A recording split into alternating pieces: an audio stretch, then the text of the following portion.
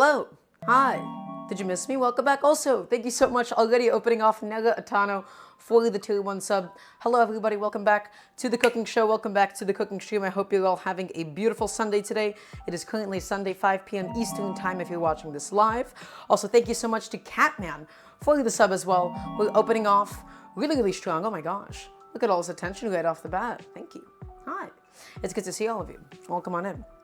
So, hope you're all having a good Sunday today. We just took a couple of days off. I was gone this Wednesday and Friday. I was out of town a little bit, had some stuff going on. But now here I am, back on stream, ready to talk to you about some exciting food things. I hope everybody's having a beautiful day today. Chat, are we excited for today's stream? I want to hear you resounding yes, chef, if you are. And if you're not, well, that's okay, because I'll get you excited at some point or another. We'll talk about what we have to do. We'll do some housekeeping, and then we'll actually get into the flow of things, into the swing of things. And I'm excited. Also, hello to Evil. Hello to Uber Bounty. Hello to Moonha as well. We have all the classics. I also see Jack, Rabbit in chat as well. October's Brain, Serena Chess. Everybody's here today. Wow. Hi. I missed all of you.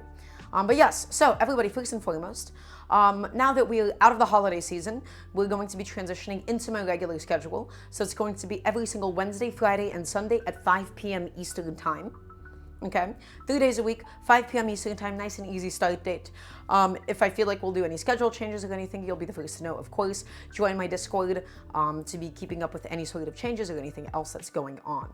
Okay, so let's talk about what we'll be making today, my friends. So this is a dish that I've already made on stream at least 2 to 3 times before because I love it that much. We're going to be doing another iteration of red beans and rice.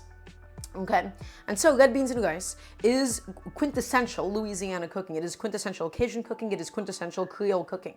And what it essentially is I believe traditionally you'd use andouille or another type of sausage, and you would have red beans, and you'd cook everything with a holy trinity, right? Being the bell pepper, onion, and celery. And I'm going to show all of that now and explain why we're using all those different things. It's not going to be particularly overspiced or anything. It's going to have a little bit of sage. It's going to be finished with some hot sauce. And we're going to cook it in my homemade chicken stock. So let me show you everything right now.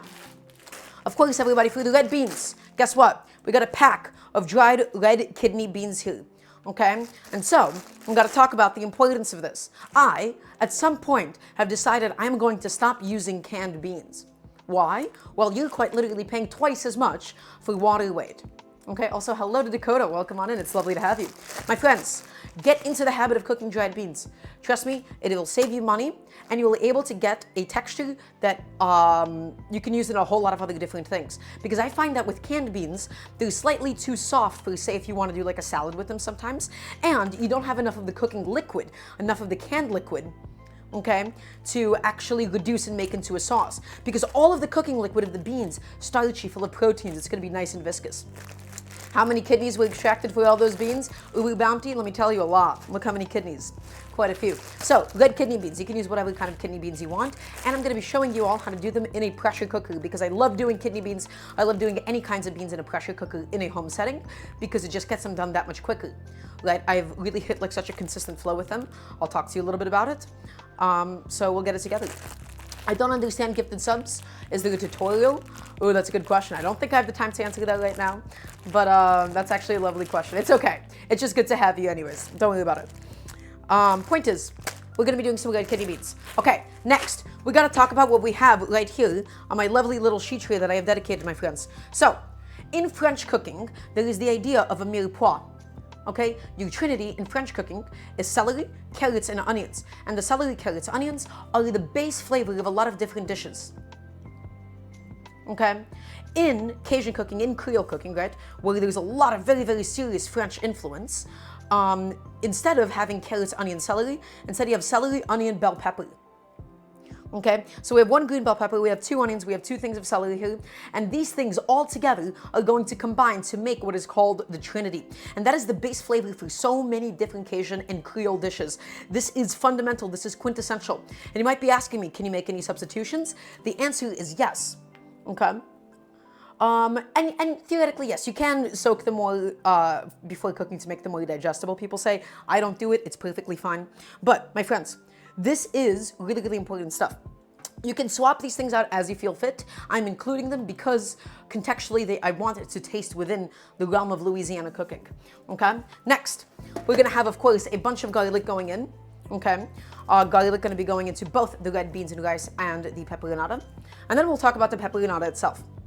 So, I have quite a huge variety of bell peppers behind me. Okay? I have quite a huge variety of bell peppers. So what is a peperonata? Basically, it's an Italian pepper stew. It's just peppers, it's just cooked down a little bit, it's nice and sweet. And I looked at it and I thought, you know what? I feel like this is something that would be an excellent canvas with which to just push a little bit further. What if we included some of this Cajun Trinity into it? What if we included, like a charred tomato instead of just like a basic tomato?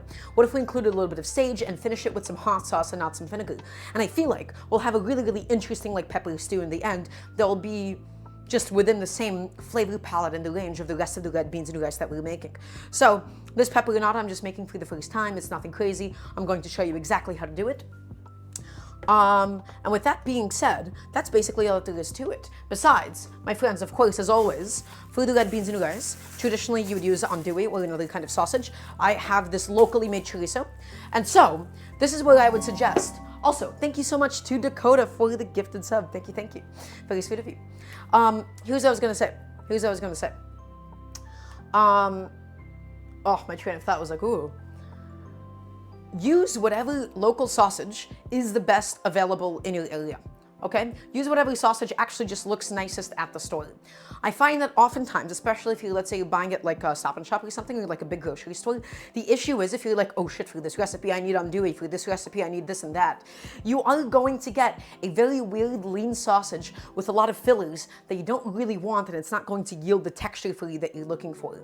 If there's a butcher shop near you, use that. Right? If there's only like big chain supermarkets near you, just get the nicest looking sausage. For me personally, I'm looking for a sausage that's not like soaked and wet and full of a bunch of different fillers. Supermarket chorizo is one of the biggest offenders of this. Okay? You buy supermarket chorizo and it's sitting there in a plastic package and you try to put it onto the heat and it immediately spills out any semblance of liquid. Okay? So, you don't necessarily have to stick to using the same exact kind of sausage as a recipe or a dish would say that you have to. Just try to get the nicest looking one available. Also, Yukinari, welcome on in. It's lovely to have you. So, here's the order of operations. We're going to do the red beans. We're going to do it on the pressure cooker. We're going to begin everything else. Before we do that, everybody, I want to quickly plug my Patreon one more time. Grocery costs are expensive. If you'd like, you can scroll down. You can go into the About section. Click on the Patreon link. Really trying my best to get some money for the groceries because I would like to continue to keep these streams free for everybody to watch. That being said, before we begin, does anybody have any questions? Does anybody have any comments? Does anybody have any concerns? If you do not, I want to hear the no chef. That's what I want to hear.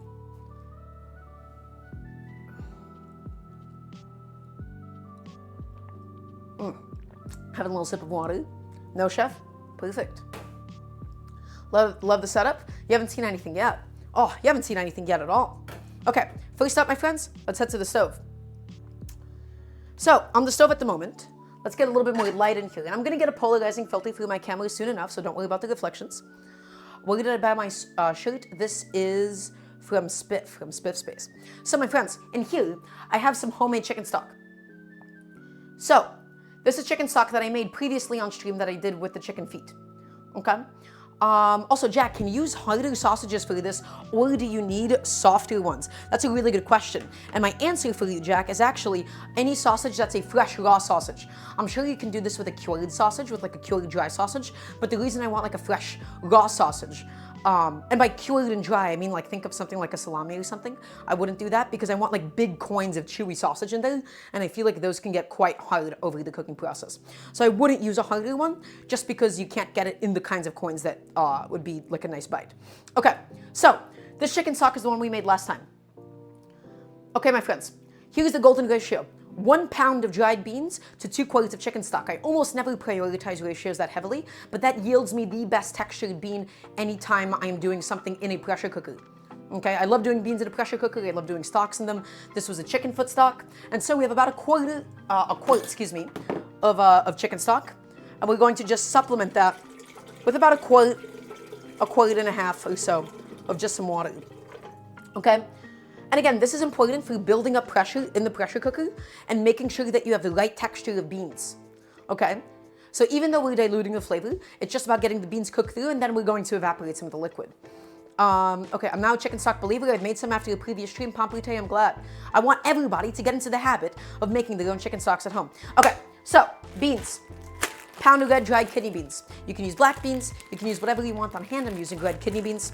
And we're going to just do high pressure for 40 minutes. I want to get this done out of the way and in advance so that we can go on to the rest of the stuff. Traditionally, you wouldn't necessarily do something like red beans and rice in a pressure cooker. I'm doing the other components in a separate pan. And then once the beans are cooked, I'm going to combine and bring them all together because it would take too long on stream otherwise. Yes, I don't think that would be a good option, Jack. Yeah, that's a good point. Okay. So my friends, an entire pound of dried kidney beans. You can soak these if you would really like to. However, I actually find that in regards to cooking and the texture, it's never yielded that significant of a difference, at least for red kidney beans for me. Okay? Also, I think I ended up splashing some chicken stock into my hair through that. Okay, so again, really simple. Don't worry about the flavoring of this. The point is just to get the beans cooked through. We're going to make all the flavoring separately. Okay, we're going to cook the chorizo. We're going to do all this other stuff.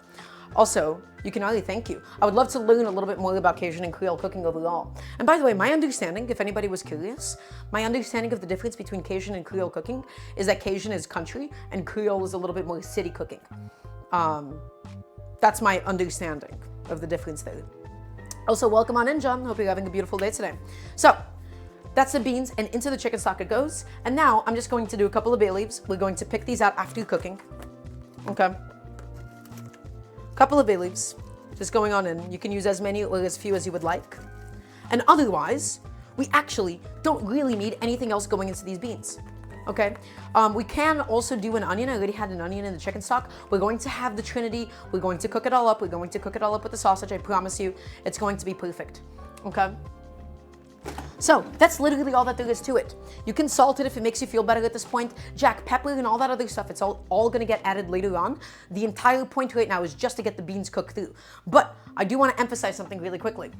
I do want to mention something really quickly. Under no circumstances should you ever waste the bean cooking liquid. This bean cooking liquid, not only is it full of the stock, not only is it full of the bay leaves and stuff, of course, but it is what is going to give your red beans and rice viscosity. It's what's going to give it thickness. If I'm doing Mexican black beans or something, it does not matter what kind of beans I'm doing, I will always save the cooking liquid. People say, oh, it gives me a bit of a stomachache. No, no. The whole point of it is it's what makes it saucy. Okay. So again, really simple. Don't worry about the salting on it or anything. All of that is going to be added later on in the process. So you don't have to get too crazy with it. I'm just going to stir it up to make sure that the beans are distributed throughout the liquid. I'm going to go ahead and go on over to my pressure cooker. And that's just going to be happening off stream while I handle everything else. We're doing high pressure 40 minutes. Okay?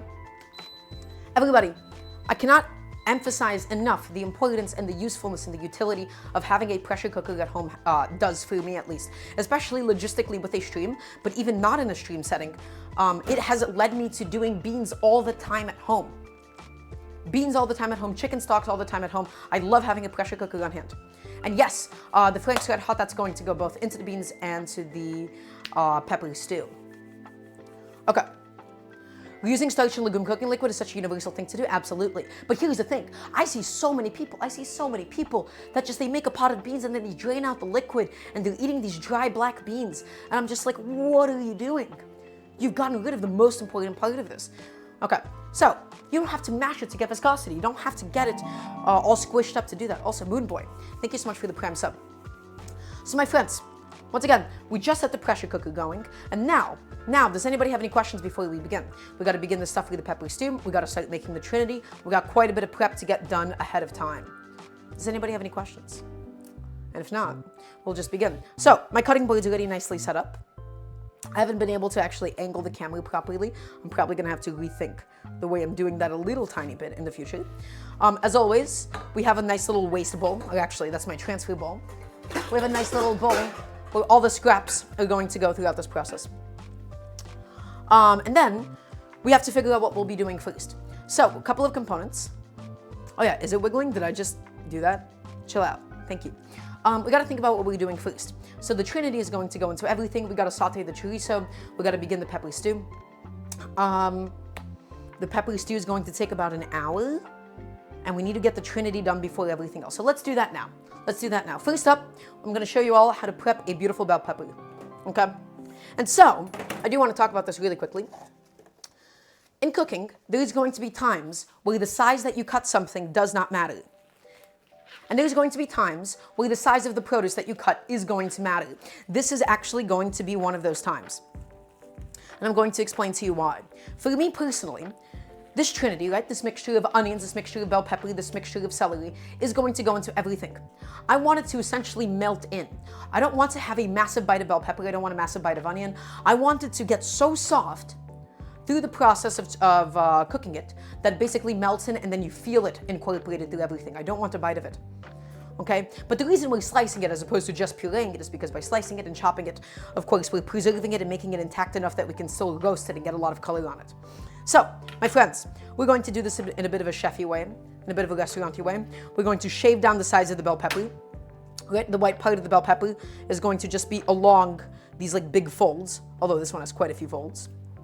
And all you have to do is just take it, and we're going to shave it. Oh shit, that was not intentional. We're just going to take it and shave it down the sides to leave all the white part and all the seeds inside. Okay? Try and do your best to get as much of the flesh out as possible and leaving all the seeds inside. Beautiful. Okay, that wasn't actually the prettiest. Also, that was the wrong bowl. That was the bowl that I was going to build the trinity in. And now, my friends, we have this bell pepper. So again, I really, really like having this not be like blended up or anything. I don't like big chunks. I want very, very nice fine dice on these. Okay? So first, we're going to go ahead and get these bad boys into some nice strips. Nice thin strips. Okay? Using your knife, using the full length of your knife, we're just slicing up the bell peppers. We're going to get a stack of strips. And we're going to repeat these with all of our different bell peppers. Also, thank you, Zumalava. Hope you're having a beautiful, well, hello, Zumalava. Hope you're having a beautiful day today. I just autopiloted my response pretty hard. Okay, thin strips, and then we're going to get very, very nice fine cubes out of it. We're not looking for a puree or anything. You don't have to go too crazy with the process. But in general, I just want this to be able to melt in, right? To really flavor the dish, right? To actually become like an aromatic, as opposed to, you know, necessarily just being a chunk of something in there. It's oddly hypnotic. Oh God, you guys are tuning in for, what is it, capsicum hypnosis? I hope that was niche enough that nobody understood what I was even getting at. I hope nobody, you know what? I'm not going to say anything. I'm not going to say anything at all. You want everything to be diced and minced forever? Also, hello, Luke. How are you? It's lovely to see you. Okay. Okay. So, we got all these done into beautiful little batons, right? Well, not exactly batons. We just have these nice big strips of the bell pepper. And now we're going to just go one at a time. We're going to get a nice, fine little cube. Okay, nice little teeny tiny cube. Is the camera getting good again? Okay. The camera took damage. I think it's done. Don't worry, it should be okay now. No comment, chef? Okay, so my friends, nice little fine cube. Right, try not to get too much of a stack at once.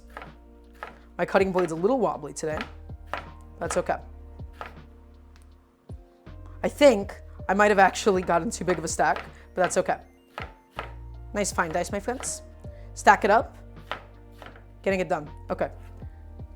So, this cutting board is getting a little bit crowded because I'm also doing this on a very, very small home cutting board. I'm going to go ahead and just take my bench scraper. I'm going to clean up my thing as it goes. Also, thank you, Evil. That was very sweet of you. Okay.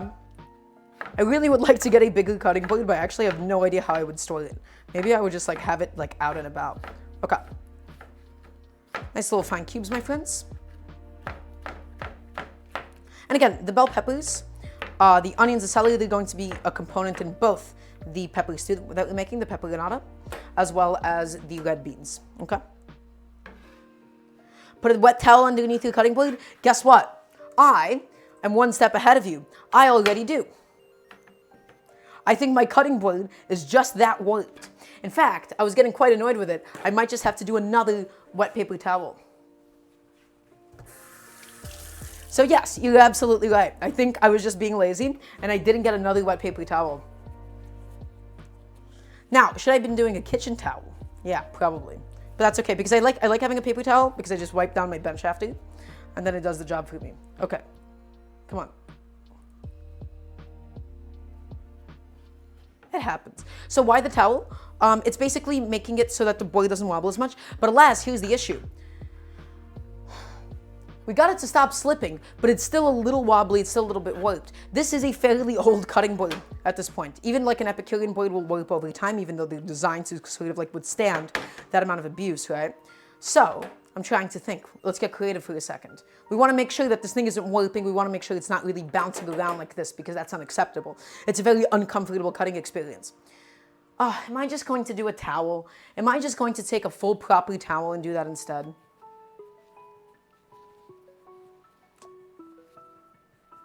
Oh no.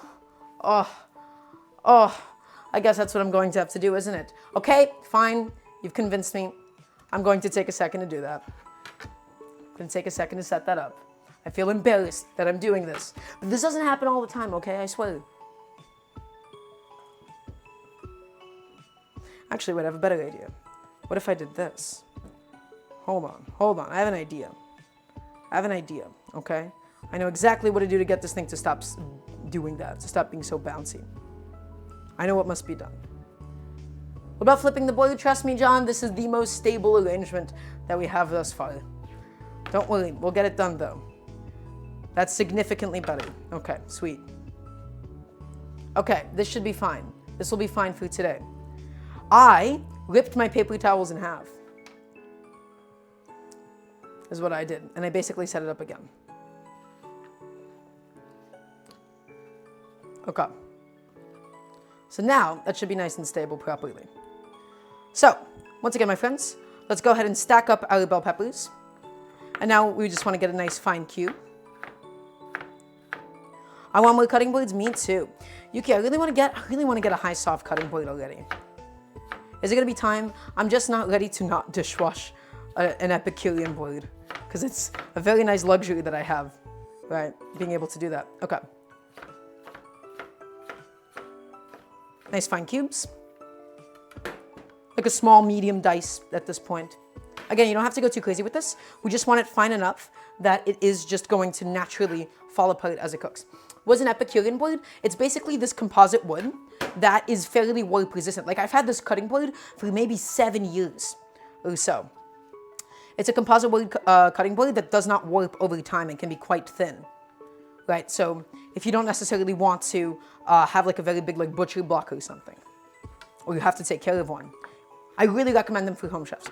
Okay, we're gonna keep going, my friends, until we're done and we've processed all of these beautiful little bell peppers. Everybody following along so far? Kind of hard for my preferences? Yes, that is the only consequence of it. It is pretty hard, so I try to avoid like really scraping the knife against it. High soft wood core cutting board. Yeah. My previous project really fell apart. Okay. So, does that kind of board have to be oiled rabbit? It does not. And that is the beauty of it. It is a very no-nonsense cutting board. It doesn't have to be oiled. You can throw it in the dishwasher. This has been basically, you know, used up and quite heavily treated, right, for the last 7 years or so. So, I actually really like it for, like, beginner home chefs. With the only consequence that, yes, it is pretty hard.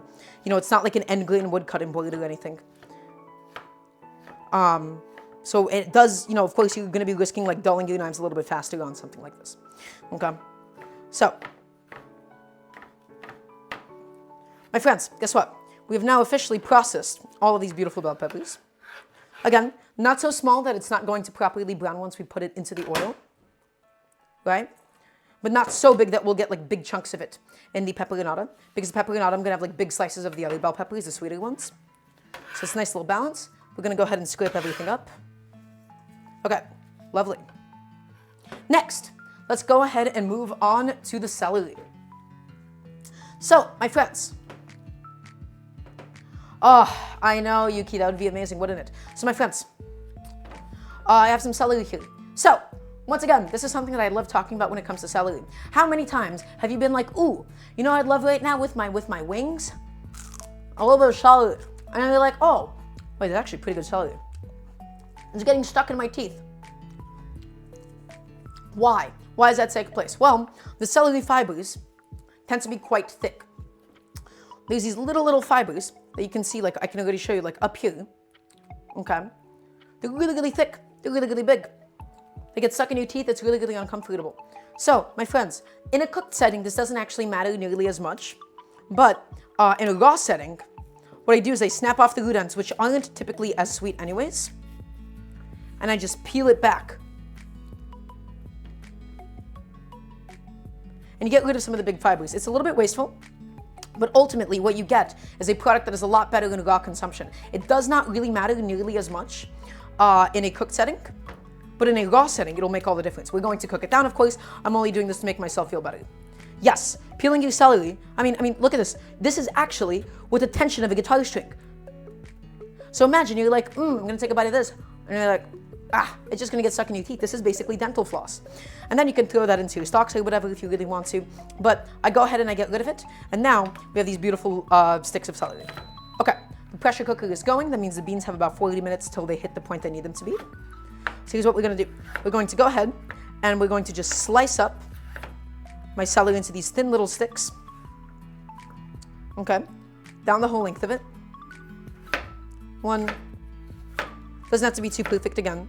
We're going to go through it. We're going to mince it up. It's all going to basically cook down through everything.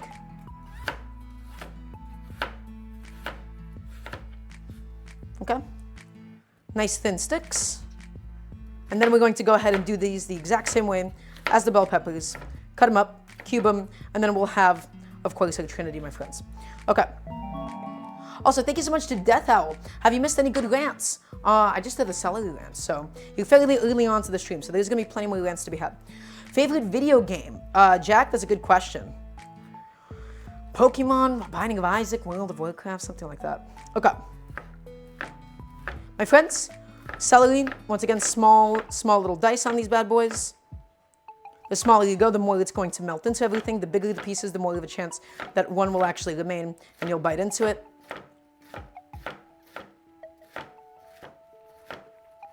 Slicing with the full length of my knife, of course. And now my cutting board is getting a little bit crowded. I'm going to stop right there. I'm going to take my stack. What kind of knife am I using today? This is my Mizuno UX10 Gyuto. This bad boy right here, just had him sharpened recently. Beautiful. Although I will say, I really do like my Creole knife as well lately, but I haven't been using it as much. Do I have Dead God and Isaac? I do not yet. How long has Chef been cooking Chugu? I have been cooking since I was about 7 years old. Wow, chat is so busy today. I'm so happy to see all of you. Do we use all the peppers? Yes. Well, that's just the green pepper. Stainless steel or high carbon? This is a stainless steel one. I don't have a... Wait, do they make UX10s in carbon? I don't think they do carbon UX10s, do they? Do we use all the peppers? So yeah, Jack, the rest of the bell peppers, that's going to go into the peperonata itself. We're going to prep those differently. This is just one green bell pepper for this. Okay. This is perfectly fine. I do think I'm like allergic to like raw celery though, because it always makes my mouth a little bit itchy after. Okay, my friends. Finally, we have our 2 onions. This one already started sprouting. It might be a little bit spoiled on the inside or anything by now, but we'll just go ahead and take a look. Gonna cut the head off. We're gonna cut these, you know, the meme way. We're going to cut off the head. We're gonna keep the root end intact. You guys know how it goes. Okay, actually it looks perfectly fine on the inside. We're going to go ahead and peel them. Peel them up nice and good. Get rid of all that skin. And again, same idea with the onions. I'm using 2 small onions.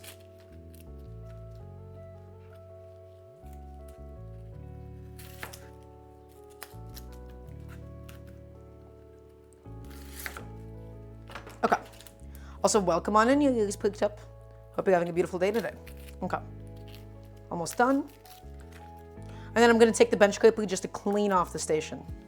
Right, because we have all like this onion skin on it now. A little bit gross. Little ugh. It's actually not that much onion. I'm considering using a little bit more because you can't really have too much onion. But I find that, like, you know what? No, I want the other vegetables to sing as well in the Trinity. This is perfectly fine. Okay, I'm just gonna take my bench scraper just to get rid of any of the onion peels, any of the onion skins that could be left over anywhere. Okay. And now, my friends, we want to get like a fairly nice fine mince as opposed to the other ones. I find that the onion tends to break down the most of all these different vegetables. So you don't have to get as crazy with these. But again, the finer you cut it, the sweeter your end product tends to get it. So we're just going to go ahead and fan it out. Can all that waste be used to make broth? Yes, it can, absolutely, Audio Murphy. I would trim off the root end, like the part of it that's actually like was in the dirt and the roots, and I would wash the onion skins. I didn't wash the onion skins beforehand, and so I'm not really saving it to make a stock. So my friends, fanning out the onion, we make a bunch of incisions, and now we want to get a nice, fine dice on these bad boys, okay? Stance up, slice it all the way through. Don't chop it, please, and thank you. You're not using an axe, you're not cleaving it.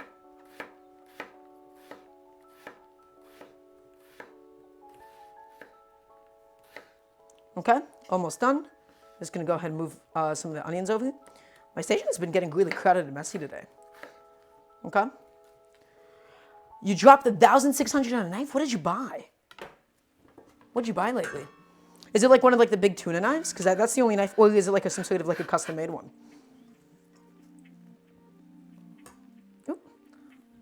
Again, I love having a bench scraper. Makes your life so much easier. You don't have to scrape up with your knife or anything. Oh. Could I technically use an axe to cut my onion? Yes, you can theoretically use any sharp knife to cut something. You're just going to cry a lot more, and you're not going to get nice slices, my friends. Okay, lovely. Next, onions. Fan it out.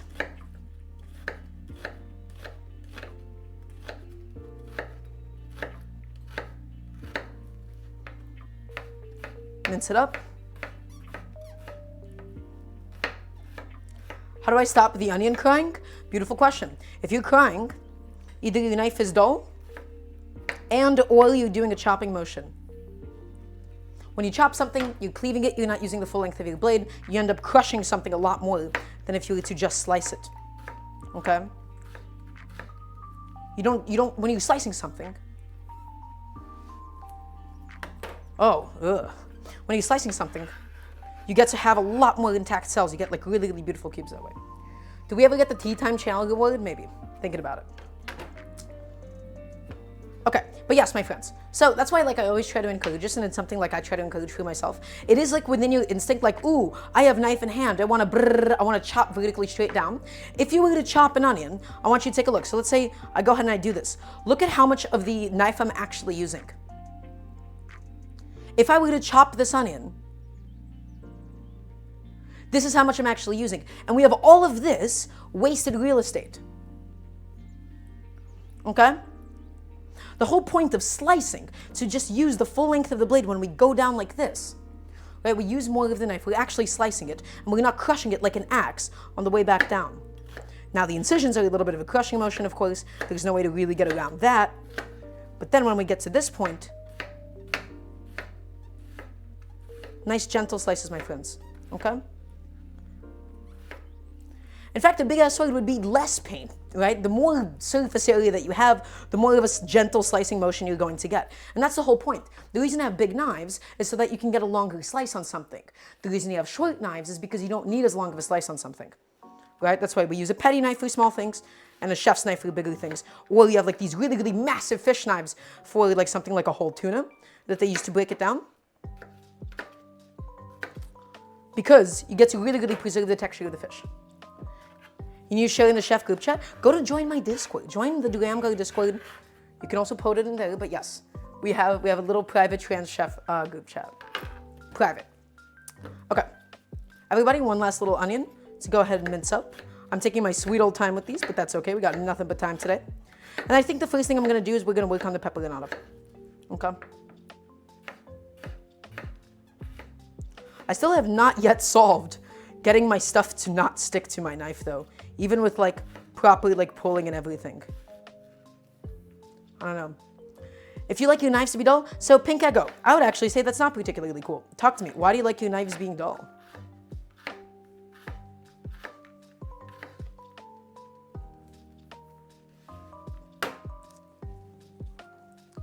Oh yes, I absolutely played on detail years ago. Love it. But yeah, I wanna hear this. I wanna hear why do you say that you like your knives being dull? Dull knives actually do have some occasional niche uses, but overall, more than anything, they're just uncomfortable and, dare I say, dangerous. You're just trying to be different? Yeah, food sticking is going to be inevitable. That's fine. I guess the only real solution to that is you want a nice big cutting board where nothing will stick. Okay, everybody, little recap session. Let's take a second. We just did the prep for the Trinity. Let's do a little recap. Everybody, are we paying attention? Is everybody following along so far? Yes, chef, please and thank you. Great. So, currently in the pressure cooker, I have my red beans going and some homemade chicken stock and bay leaves. It's basically unseasoned because we're going to build all that seasoning a little bit later on. Okay? Next, we just did the Trinity, my friends. Right? So this is the onions, this is the bell pepper, and this is the celery. You can basically interchange these ingredients with whatever you want, other alliums, other aromatics. The reason I'm using these three specifically is because these are integral to the contextual flavor of what it means to make New Orleans cuisine, what it means to make Cajun food, what it means to make Creole food. This is the base of so many different dishes. No, they're not Viscous, Scully. Okay? And now we're going to start actually building the peperonata. The reason we have to do the peperonata first is because it's actually going to take the longest to cook. It's going to cook for about an hour. I'm also going to char the tomato. I'm going to blend it up, get a nice beautiful paste out of it. So let's go ahead and do that now. I'm going to preheat my broiler. I'm going to set it on high. And so you guys have seen me do this thousands of times, and I'm just going to do it again for all of you right now. We're going to go ahead and char up a beautiful tomato. First thing, I'm just going to throw some foil on my sheet tray, just so I don't have to clean it up later. I see, Yuki. I was not aware of that much. So I'm just going to foil this bad boy, make my life a little bit easier. And my friends, you've seen me do this thousands of times. This is, once again, a completely optional step depending on what you like. But the reason I'm about to char my tomato, okay, is because I want to get a little bit of extra smokiness out of it. Yes, that's right. I'm essentially just taking a lot of inspiration from Mexican cooking in anything that I do. I love having my charred vegetables. I love blending it down. It gives everything a really nice, pleasant smokiness. So let's go back over here. Let's grab my tomato. And the only thing I'm going to do, we're going to char it and we're going to blend it down and it's going to be added into the peperonata, okay? I just have one tomato. Right? You can use canned tomatoes, you can use any tomato that you want. I just find that one tomato for that amount of bell peppers will be really, really nice. I don't want too many tomatoes. I don't want too many tomatoes, okay? I don't want this to become a tomato sauce. I don't want this to become a tomato stew. I don't want that to become a predominant flavor. I just want a little bit for it to stew down, for it to get nice and sweet, for it to pair alongside the bell peppers. Okay, nice little diagonal incisions, and then the core just pops out because that gets really woody. And all we're going to do, we can even just throw it into the broiler now without heating it up too much. We just want to char the skin on top, let it cool down, and then we're going to blend it into a beautiful tomato sauce. Okay? And that's just going to be for the little pepper stew that we're doing. Throwing that in now, my friends. Perfect. And then I'm just going to go ahead and pull that out once it's nice and charred. And once again, my friends, broiler safety. You never really want to walk away from your kitchen. Things can catch on fire in a broiler all the time. We're looking to burn the skin. We're not really looking to roast the tomato. We're not looking to build any crazy flavors or anything like that. Keeping it really, really simple today, okay? Just to get a bit of extra smokiness in the final product. You don't have to do this. You can just blend down some tomatoes. You can just blend down a can of tomatoes if you'd really like. This is just one of my favorite steps to do. Also, welcome on in, Dolingo. Lovely to have you. I'm just taking a second to clean up my station as I go. Okay, it's pretty important that you do so. You want to stay nice and organized, nice and composed during home cooking. So this is a good question. So John asks me, and then I also have another good question. Do I ever char over your gas stove? And the answer is yes, I do. I do that quite often, in fact. But the reason why I'm not doing a tomato over a gas stove is because of how wet it is. If I tried to char it over a gas stove, what would happen is it would just sort of split out a bunch of liquid, and that would just fall into the fire and make a whole mess. I sometimes do bell peppers whole over a gas fire, or I just heat up like my tortillas over the gas fire. Otherwise, for anything that's remotely wet, for anything that's like a tomato, I like to do it over, under the broiler. Okay, another really good question. So, question from a dumb Brit. What is a broiler? That's a good question. In fact, you're not dumb at all. You're British. You guys call it a grill. It's the top element in your oven, in your stove, right? So the heat comes from the top. British people, well, in the EU, it's just called a grill. That's it. It's actually a little bit of a fascinating difference. I hope that helps. Okay. Yes. Okay, let's see. Would you ever do an elevated fine dining stream, cooking stream chef? That's a beautiful question, Yuki. And so, my answer to you is probably not, because for this specific thing that I'm doing here, what I'm trying to do with the mission of my streams is to teach people how to cook at home. I'm trying to teach them how to cook really creatively in an interesting and a functional way at home. And I don't typically cook like that for myself. Right? So, probably not. Cooking stream, no. A different content project later on, perhaps, but not for the mission of this show. Okay. Let's see, I have a couple more questions. Do I know Emeril Lagasse? Yes, I do. What would my catchphrase be? Oh, I have no idea. I have no idea in the slightest. I don't think I can just come up with a catchphrase. It has to find me. Is the cooking done? No. We're about to get into everything. We're just answering some questions for a moment. Do I have any more questions? But yeah, it is just the grill. Okay. And I guess there is one more question that I saw. Hello, it's not showing up for me. Bringing it back to knives, do you get them professionally sharpened? Yes, Pink, I do. That's because I don't feel good enough. I don't feel confident enough with whetstones, so I get mine professionally sharpened at a store called Creole in New York City, right? These bad boys right here, Creole. It's also my favorite knife store. Okay, also welcome on in, Possum. Hope you're having a beautiful day. Okay. And keepers, maybe. It depends. We'll see. In the meantime, I just want to do the cooking show. So, let's go ahead and go on into the oven really quickly. And I'm going to just show you really quickly what the tomato looks like. You can already see on the outside of it, it is beginning to blister, but it's not beginning to char. So it just has to go back in. We got to get the broiler nice and hot. And we got to keep it cooking. But yes, so the goal of the YouTube channel and the goal of these is I'm trying to basically make a cooking show, and I don't really want to edit down live content into like 20-minute videos or anything. Planning your first show? Ooh, exciting. I saw your message. Good luck with it.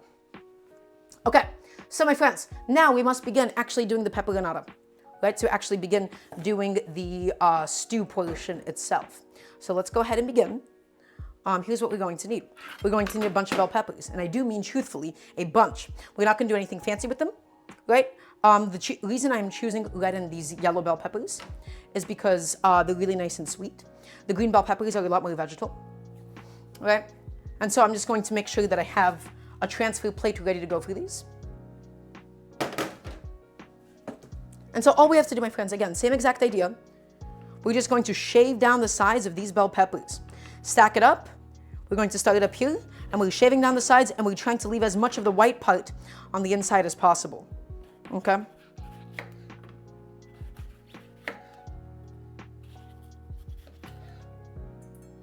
Perfect. Welcome on in, software. But yes, it is not my vision at all to edit down the VODs, because I want to make the best live content possible.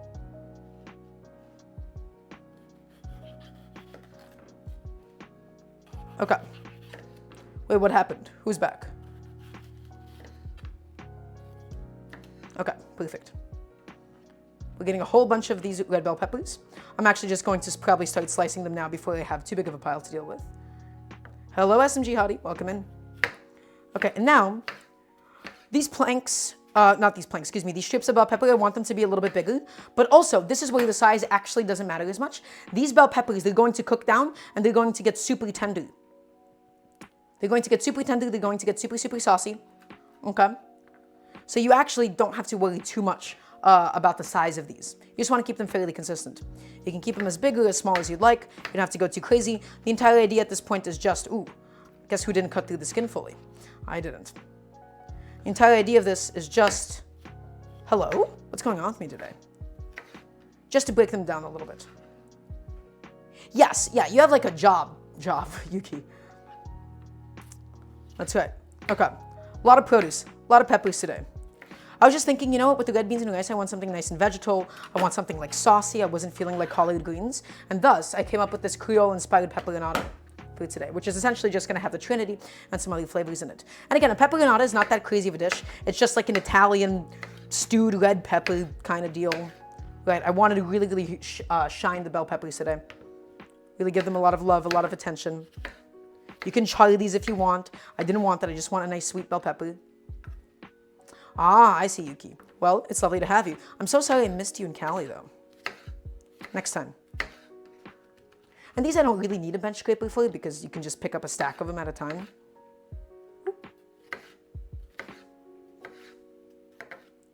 Yeah, again, the size of these doesn't really matter too much. It's just going to cook down. We're not really going to caramelize or fry these bell peppers either. Right? We're just going to stew them, my friends. Okay. A few more bell peppers left. I have these yellow ones now. That's right. We will. It'll just happen. Next time you're in New York, what would be very fun is if you would just come on the stream. And I would just have you on. That'd be lovely. So, the yellow bell peppers. Again, as far as the difference between yellow, orange, and red bell peppers go, aside from very slight textural and taste ones, they're not that significant, especially when they get cooked down.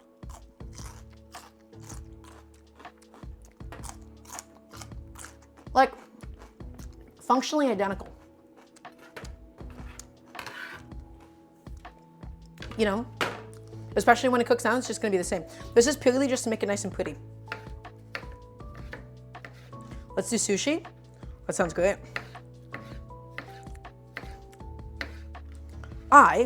Last time I made sushi, I think I was maybe like 13 years old though. It's been quite some time. Okay, let's head to the stove because remember, we have the tomatoes still going. We don't want to walk away from them for too long. We just wanted to get the outside of it nice and blackened, nice and charred, perfect. And then we're going to blend it down, skin and all. And that, my friends, is going to add a beautiful level of smokiness to the whole thing. Okay? I'm not sure what the correlation is, Jay. I'm not entirely sure what that correlation is. Okay. So, once again, slicing and shaving down all my beautiful bell peppers, my friends. Ooh, this guy's like having a baby inside. Pepper preggers. Ugh. I didn't like saying that out loud. Yeah, it is very pretty yellow. And again, just use red, yellow, or orange ones as much as you would like. The only reason I'm omitting the green ones in the peperonata is because they're not sweet, unlike the, you know, very rainbow friends. Right?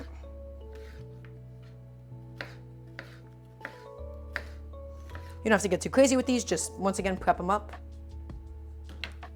And we have one last red bell pepper to go through. I know it's a lot of bell peppers, but I promise you all of it's going to cook down. We're going to make a beautiful stew out of it. Okay? Last one, coming in now, coming in hot. I'm going to just square off the bottom of it just to make slicing it up a little bit easier at this stage.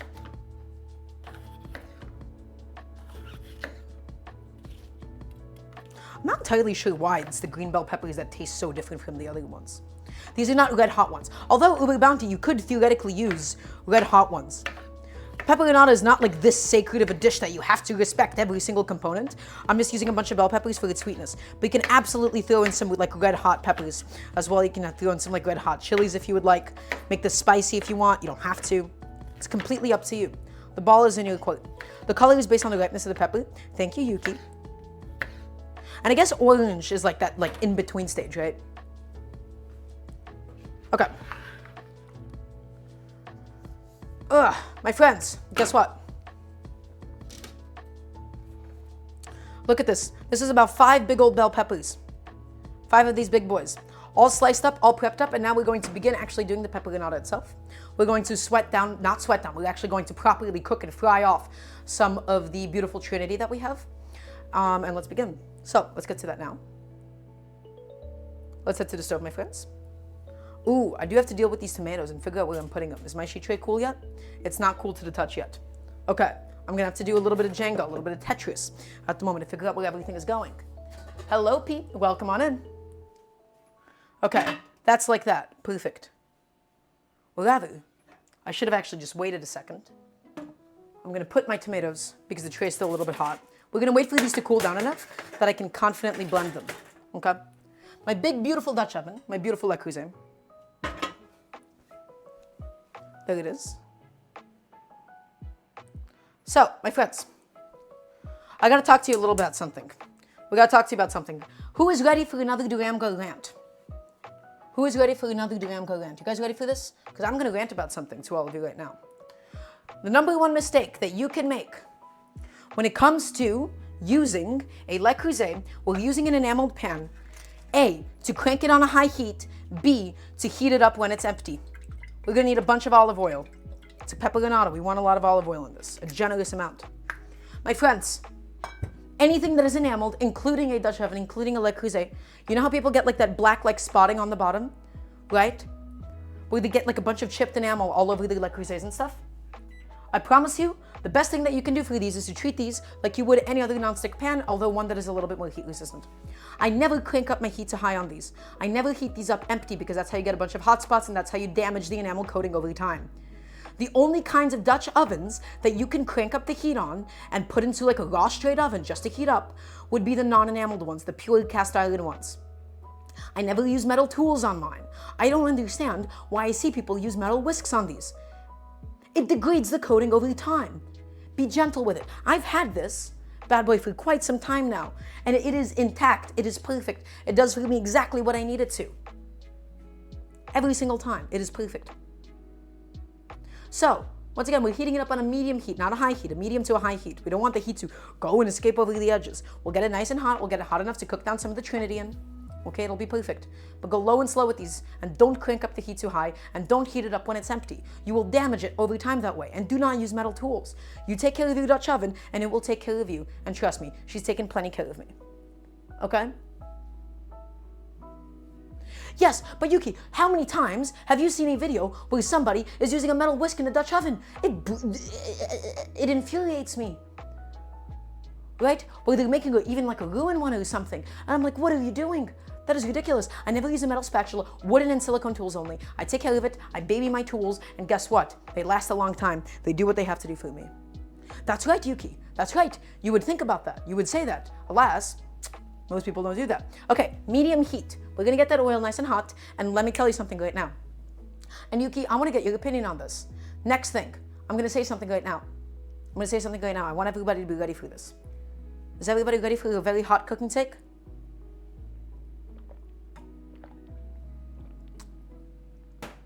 I think sweating is fake.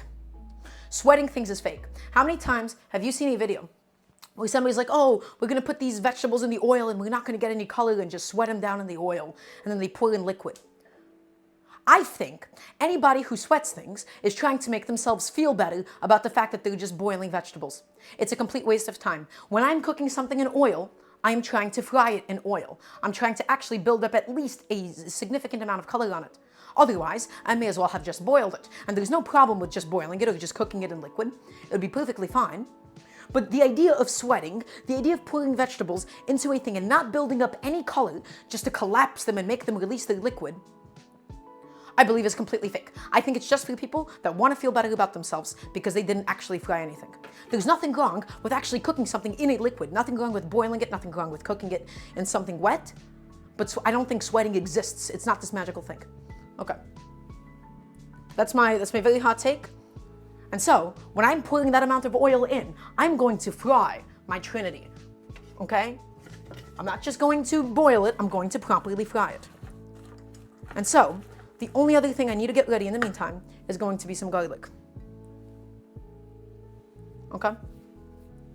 What if you sweat into your food? Okay, I guess in that case, perhaps I can make a little exception for you that there's a difference. I don't like saying mild reaction necessarily. I mean, it's true. I just think it's overused, and I cringe a little saying it. But yes. Yes, but you avoid adding color to a dish, Yuki, but you may as well have actually just effectively boiled it. And alcohol-related incident, it depends on, like, dark spots on an enameled pot, like you're talking like about your Le Creuset. It depends if it's something is actually stuck or if you've actually just damaged your enamel. If you've already damaged, like, I don't have any of the dark spots. I bet If it's like burnt, stuck spots, a little bit of butter keeper's friend. Also, what happened to just steaming? That's right. But yes, I feel like you don't want to add color into a dish, but I feel like you may as well have just cooked something in liquid at that point, you know? But I see people all the time, they started a soup, they're like, oh, we're gonna sweat the vegetables in this. And it just, I don't get it. Okay. If it was on like a little bit too hot, and if it's like, does it feel like something is like stuck on? I would need to see a picture of it. Here's what you should do. You should join my Discord, right? My community Discord. You can type exclamation mark Discord. You should post a picture of it, and I'll tell you exactly what it is. If it's like cracks or stuff, there's not really much that you can do about it. If it's something that is actually manually stuck on, it's okay. Then we can deal with that. Yes, wooden tools are perfect to use on enamel. That's right. I just never use metal tools. So my friends, I'm smashing up all my garlic cloves. My olive oil is getting nice and hot. We don't need it to be like smoking hot necessarily. In fact, we could probably go in with the Trinity now. I'm only going to use about 33% of this for the peperonata, and the rest of it is going to go into the red beans. Okay? And again, my goal right now, my friends, is to properly fry this. A little bit more. I'll be fine. Perfect. I want to fry this in all of that olive oil. I want to get some color built up on it. I don't want to just sweat it. Okay? So for you, Yuki, you say that, but I wonder, would it be that different if you added it after, let's say, toasting and frying the rice? Because it's still going to be oil in there, even if there is a presence of water. I would be willing to bet, that if you didn't do it at all, it's basically the equivalent of just slightly pre-cooking it. That if you just had your minced shallots going in, not into the oil, but after you did the toasted rice, by the time that the risotto is done, I bet all of its, all the things that you're talking about here, the flavor of the aromatics would still get released in all the fat in the risotto. That's what I'd be willing to wager right now. Give me a week or two, we can put this to the test? Yeah, please. By the way, I'd also like to mention, Yuki is a lovely friend of mine, and somebody whose culinary perspective I heavily trust. I don't get to say that about a lot of people. But this is something I do sincerely believe. And I'd like to be really, I would love to be proven wrong about this. Okay, so my friends, I'm gonna give this a little stir just to make sure it's not burning on one side or anything. And again, we're just keeping up a medium-low heat. We're looking to get rid of some of the moisture, and more importantly, we're looking to build up some color. We can also go ahead and hit it with some salt. Nice generous amount of salt, my friends.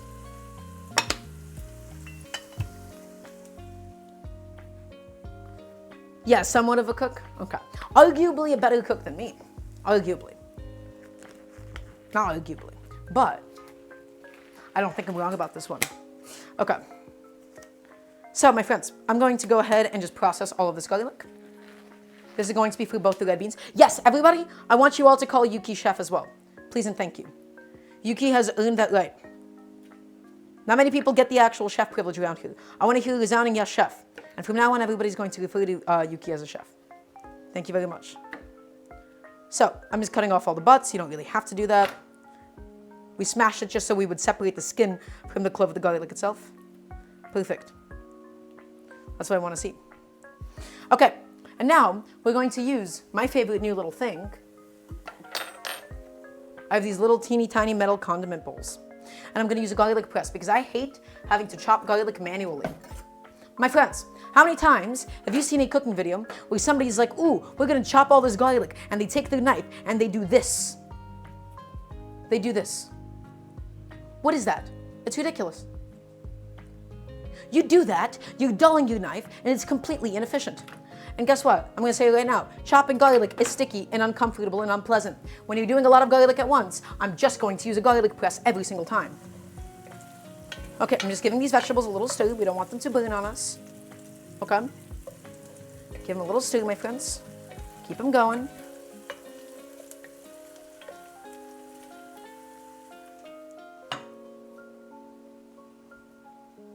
Okay, and now we're going to get on with the garlic press. So we're going to smash in the garlic clove, one at a time. That's right, garlic press supremacy, baby. Is everybody following along so far? Does anybody have any questions? And then after I'm done with this, we'll have a little recap session.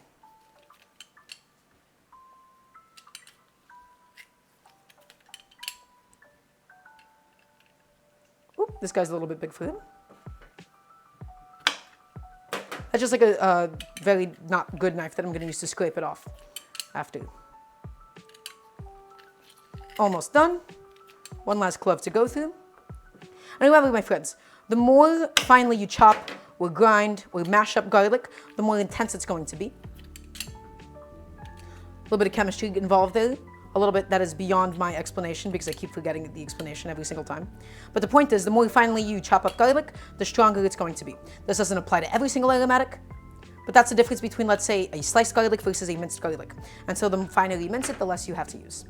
Can Chad recommend future dishes to do on stream? Maybe. The most important thing I want to teach is for people how to cook at home, though. Right? And specifically, I'm cooking things for myself at home, above all else. So it depends on what your suggestion is. Okay. So I might say no depending on what, yeah, I just might say no. Okay. I think that's actually the majority of the prep. The last thing is going to be the chorizo in a little bit. My vegetables, remember, they're in a bunch of oil, so they're not going to burn that easily. We can just keep them going. Look at that, beautiful. My celery, my bell pepper, my green bell pepper specifically, and my onion. It's getting a bunch of color, it's just cooking down in all of that oil. And then we're going to add in the garlic, we're going to add in the bell pepper, it's going to be great. It's about the creation of Allison, Yuki. Something about the creation of Allison. There's a lovely, little Dan video on it, on the interwebs. Okay, so, my friends, we're building up color, we're building up flavor for the peperonata. The bell peppers themselves are so wet, we're never going to really build up significant color on it. But this is my very Creole inspired peperonata. Traditionally, it's just garlic, it's just olive oil, there's some vinegar at the end as well. I wanted to do it this way so that it would fit in with the rest of the things that I was making today. Right, just super, super simple. And then as for other additional flavors and spices that we're going to add, we're going to do some black pepper in a little bit, and we're going to do some sage towards the end as well, and finish it with some Frank's Red Hot. Okay. What's up? Cream, if you want to see what I'm cooking today, type in ! menu in chat. About the white part of a bell pepper. Said it's too bitter. So it's not about the bitterness, John. It is about the fact that the white part of the bell pepper really adds nothing and it just feels kind of fuzzy. It's not bitter though.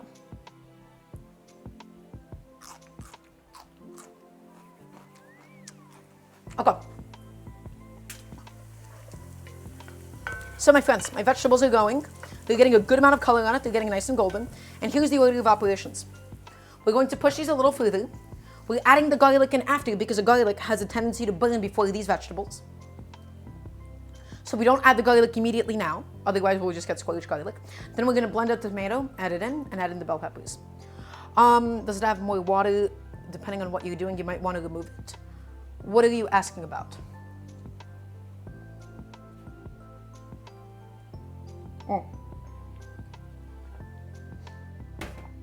Also, in the meantime, you guys don't really need to see the process. I'm going to just go ahead and throw my tomatoes into a blender. I'm going to do that off camera. Just really quickly get it done, get it out of the way, so that we have my little tomato sauce, my little tomato puree, and it's all ready to go. And then we'll have a little recap session and see how we've been doing thus far.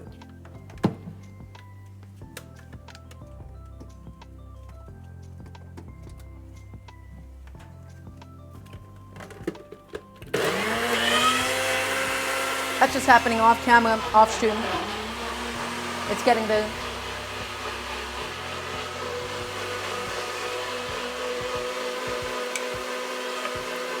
Beautiful.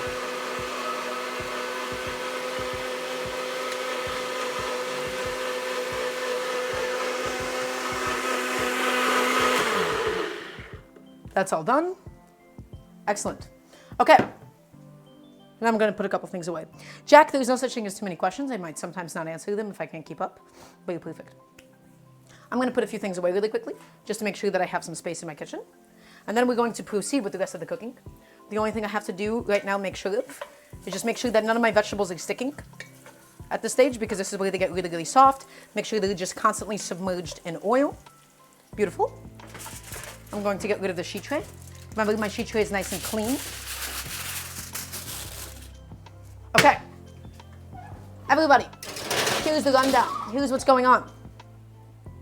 We're making two things today. We're making red beans and rice. Well, basically just the red beans. And we're also doing a Creole-inspired peperonata. Okay? So currently in my pressure cooker, in some homemade chicken stock and some bay leaves, I have a pound of red kidney beans. High pressure, 40 minutes. We're going to naturally release the pressure so that we get tender, creamy beans. So that's going to happen over the course of 15 to 20 minutes. We built the trinity, the Cajun, the Creole trinity, which is bell pepper, celery, onions. We have some of it going now and a bunch of olive oil. Okay? And this is going to be the base for the peperonata because we're making a bell pepper stew. Currently, we're frying it off. We're getting a bunch of color on it. That's gotten plenty of color for my taste. And now we're going to add a bunch of chopped garlic, a bunch of finely minced garlic, that is. And the reason we add the garlic in after everything else is because we don't want it to burn.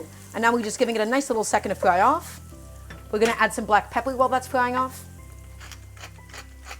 Smells wonderful now with the addition of the garlic. Plenty of black pepper, my friends. Give that a nice little mix through. Make sure that the garlic isn't burning. And once the garlic is fully fried, which is going to take around 30 seconds to a minute, we're going to add in, of course, my beautiful bell peppers. That beeping is a sign that the pressure cooker is done.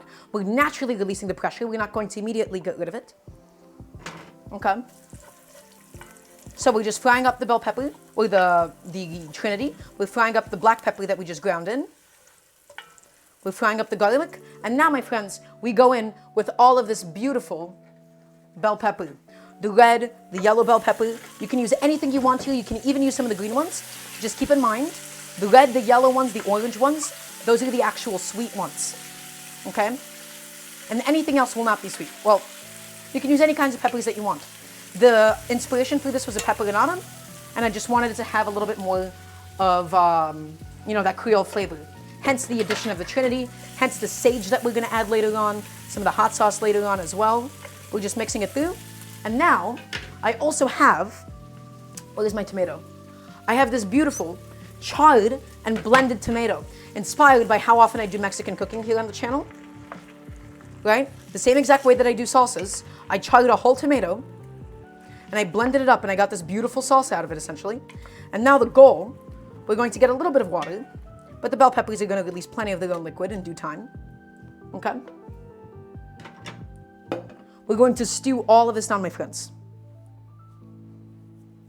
So, remember, we're frying the trinity to get a bit of flavor out of it. We're frying the garlic. Okay, we fried some black pepper in there. We got the bell pepper. How do I prevent veggies from too soft when cooking them? So, Zeno Bobo, that's a beautiful question that you've just asked me. This is actually a very, very complicated question. Is everybody ready for another Dara rant? Is everybody ready for another Dara tangent? So Zeno asked me, how do you prevent vegetables getting too soft when cooking them?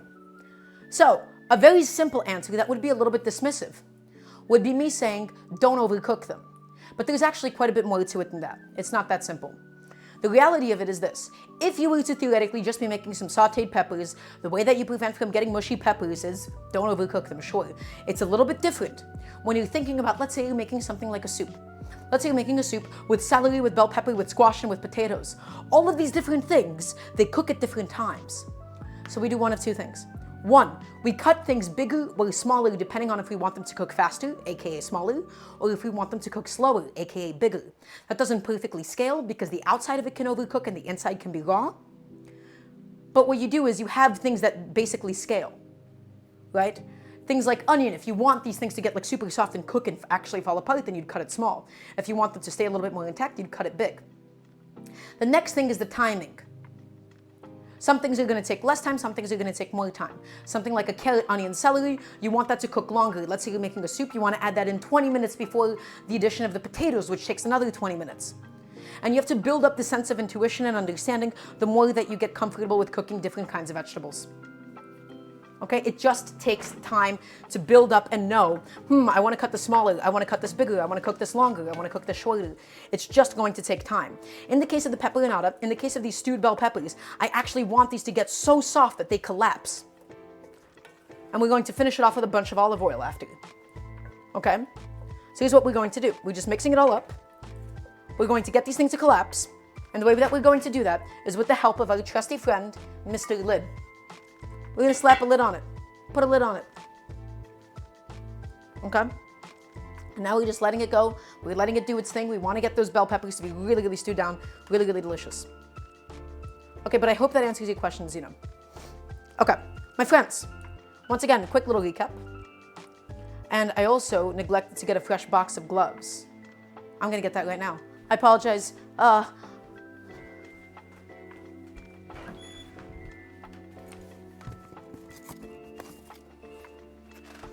Guys, I'm so sorry. I've run out of gloves. Okay, hi, I'm back. I got another fresh box of gloves. So, little recap. The red beans are done. Well, rather, we just cooked the red beans. The next step is going to be actually building the flavor for them, right? We're going to be cooking down a bunch of the trinity. We're going to be cooking down the chorizo that I have, cooking down some spices. It's going to be amazing. It's going to be really, really delicious, in fact. Okay. And currently, we have the peperonata going as well. Everything looks good.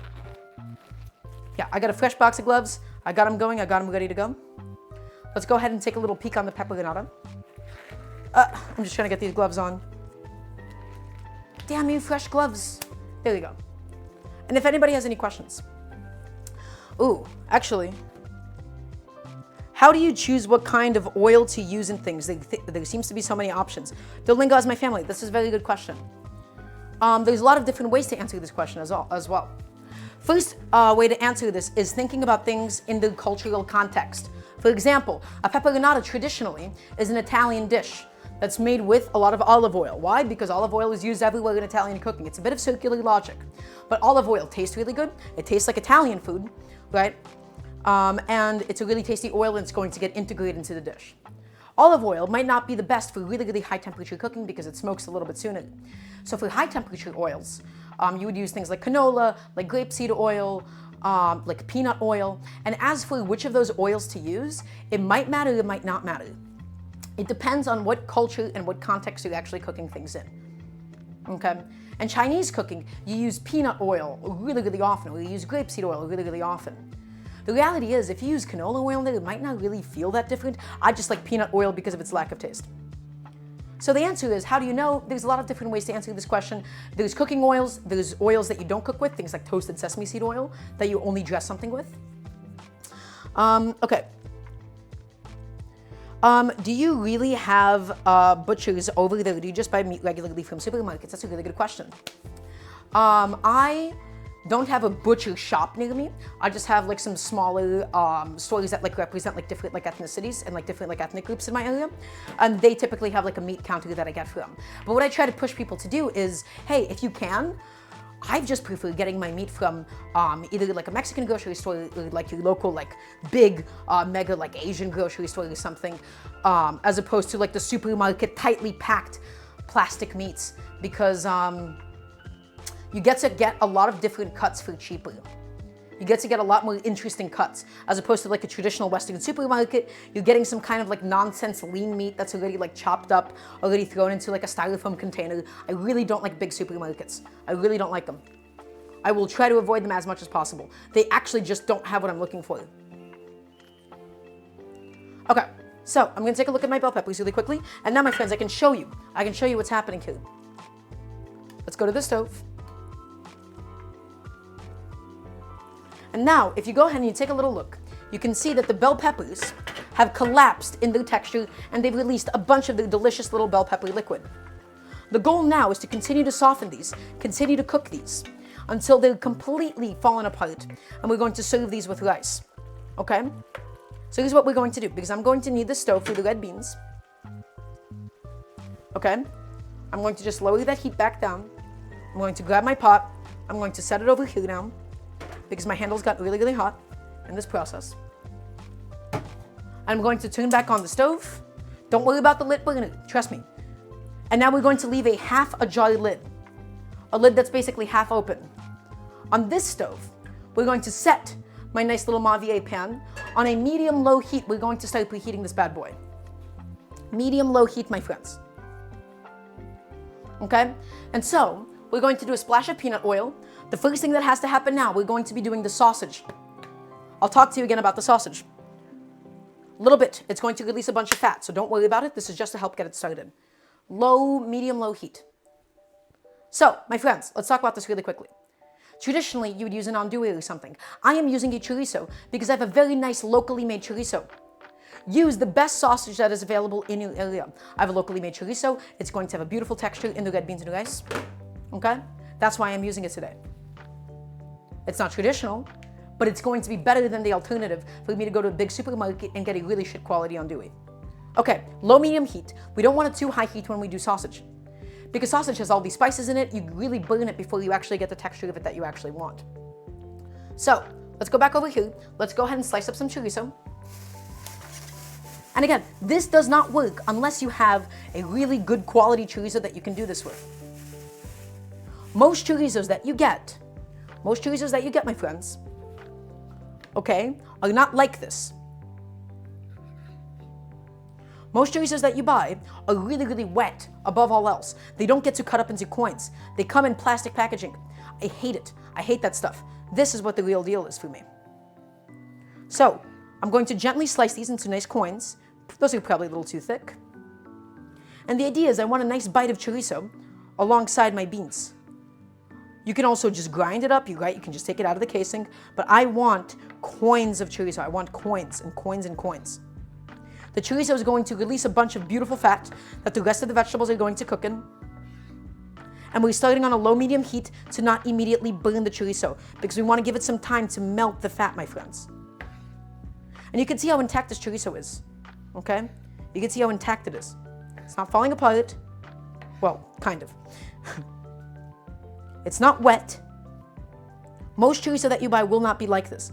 Try to see what is the best thing that you can get. And if not, if you have to buy the wet packaged chorizo, just go for like a supermarket andouille or something.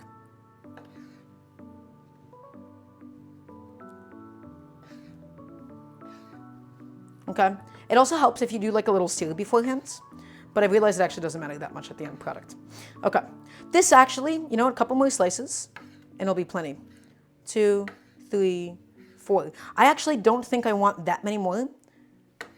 I would like to keep the red beans to really be about the red beans and not as much about the sausage. Okay, my friends, I'm going to grab all this. I'm going to go ahead and throw this on over into my pot with the peanut oil.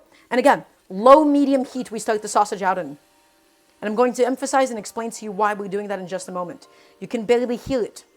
You can barely hear it at this moment in time. We're going to talk to you about the importance of this. Low-medium heat.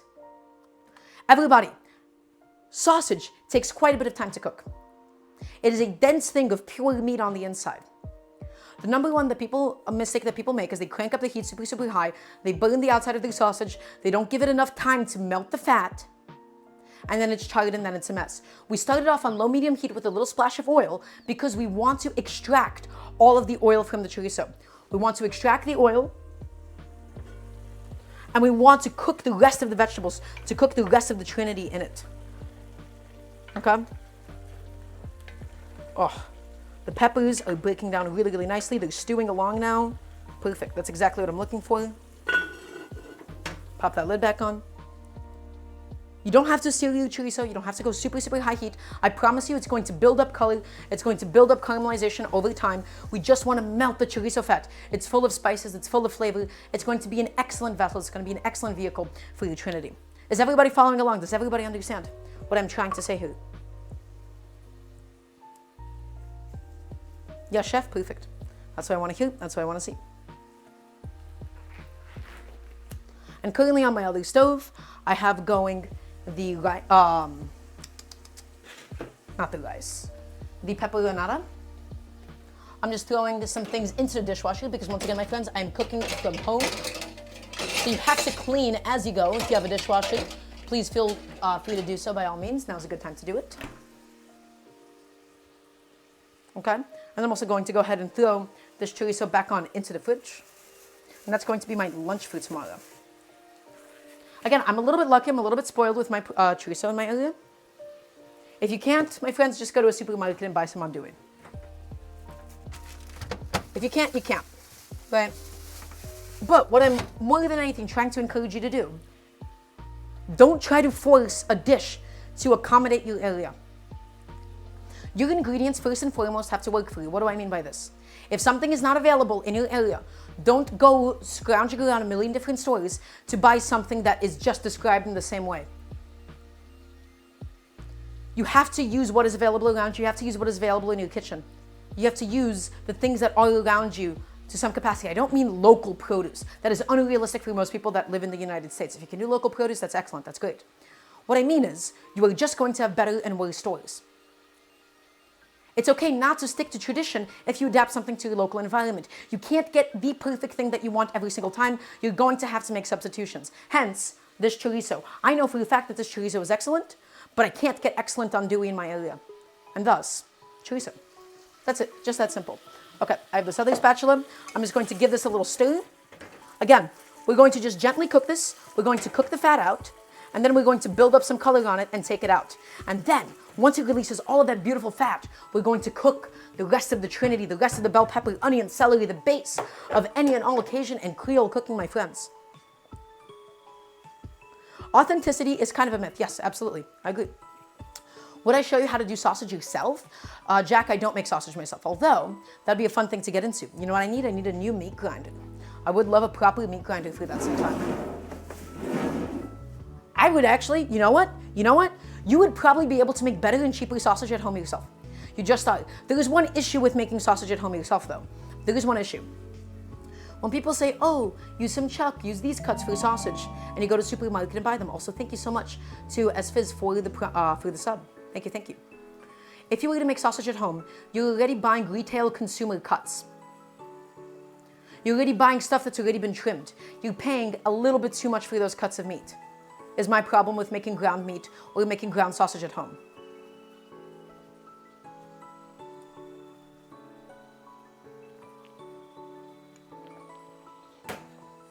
You just end up severely overpaying for that quality of meat because it's already trimmed up. The whole point of sausage and the whole point of grinding meat is it's supposed to be used out of scrap meat. And unless you have access or a relationship with a butcher where you get a bunch of scrap meat, I don't think it is economical. I don't think it's economical besides as a novelty artisanal project or something. And so now, my friends, take a look at what's happening. Look at all of that fat. Look at everything that is being exuded from this beautiful chorizo. We're cooking it slowly, we're getting it done. The coins are buckling beautifully. And this is the start of an excellent thing of red beans, okay? This is in total about half a pound of chorizo I used. You just joined, this looks delicious, I'm glad you like it. Everybody, once again, we're doing red beans and rice. We're doing, this is 10 out of 10 cooking show content. Well, I'm glad. I'm trying my best to make this a cooking show. Everybody, we're doing red beans and rice. We're doing a Creole-inspired peperonata. Currently on my stove, I have going the peperonata itself. I wish I could actually show you, but then I realized my camera is kind of blocking it, right? So you're just gonna have to make do for a little bit. What we did was we fried up the trinity, the bell peppers, the onion, the celery, in a bunch of olive oil. We added in some garlic. We added in red and orange and yellow bell peppers, okay? And we added in some charred and pureed tomatoes. I love charring my tomatoes at home. It gives everything such a nice smokiness, okay? Currently in my pressure cooker, my beans have concluded their cooking. They've done what they needed to do. And now I'm just doing a natural pressure release so they get nice and tender, nice and creamy throughout. I did it with a homemade chicken stock and some bay leaves, and this is the base for the red beans and rice. This is, my friends, the chorizo, cooking, stewing in its own fat. We're building up some color on it now. We're sizzling it away, and once we take the chorizo out, we're going to cook our vegetables in that fat. We're building so much flavor. Yuki, I actually appreciate you answering so many people's questions. I really appreciate the interaction. It's actually very lovely to have you in here. And how am I doing? I feel like you're the one person I want to impress in here. How do you think I'm doing? Okay. So here's what we're going to do. We're going to go ahead and release the full pressure now. We're going to release the rest of the pressure on the beans, and we're going to take a look at them. Did you know that sugars don't have a true melting point? I feel like I've never really melted sugar before, right? Other than you turn it into like a semi-solid. Okay. I'm wiping down my station really quickly, my friends. Just throwing some stuff into the dishwasher yet again. Just throwing that in. Lovely.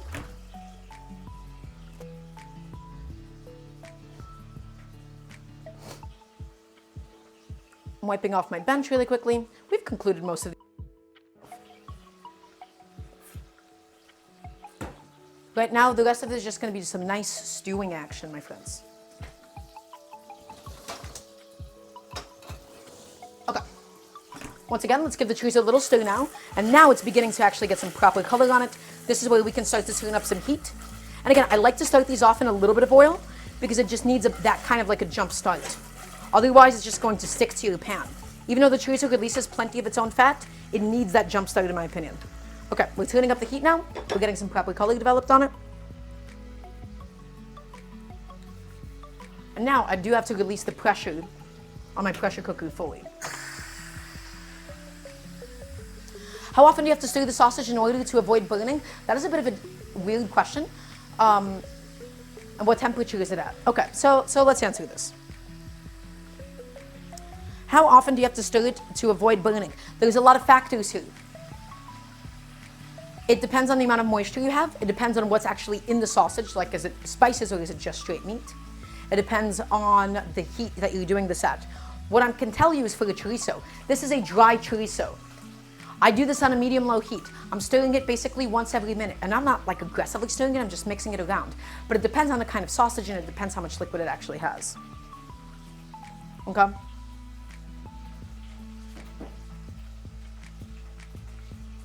Okay. It's just going. And again, we don't want the bottom of the pan to get too much color. We don't want it to like burn on the bottom or anything, because we still want this to be able to accommodate the rest of the vegetables that we put in.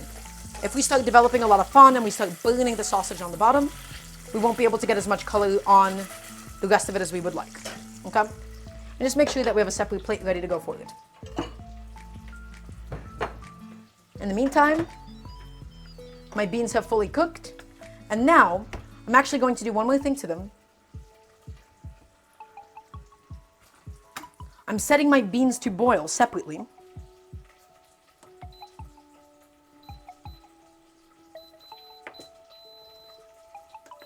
My beans are going and boiling away separately because, my friends, we have a whole pot of bean liquid.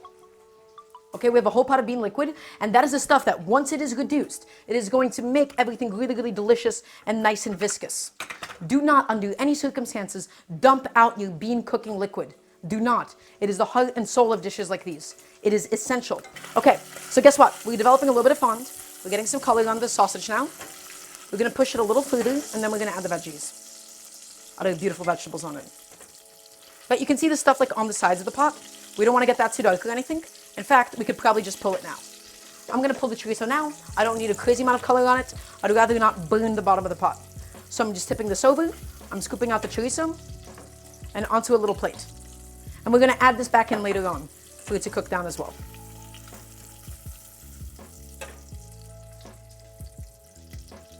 And we want to keep all of this fat, my friends. This fat is essential to this dish. Okay? The fat is what we're going to fry everything in. It has all the flavor. It has all the flavor of the spices that we've fried and toasted in it. Okay? Beautiful.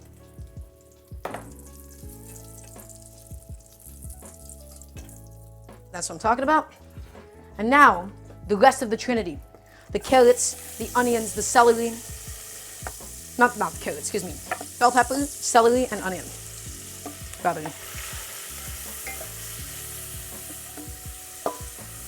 Having it properly fry away in the oil.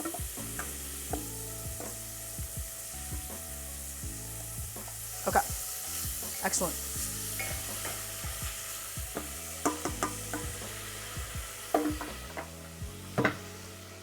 Whew. Everybody. A lot going on. Yeah, I'm approaching the principle about sugars, but I guess, Yuki, I'm also keeping in mind the rest of the spices in there too, right? So not necessarily just the sugars, but the fact that the spices in the chorizo, they tend to burn quite easily. What happened to Dara1.exe? What do you mean? Oh no. Huh, I guess you're right.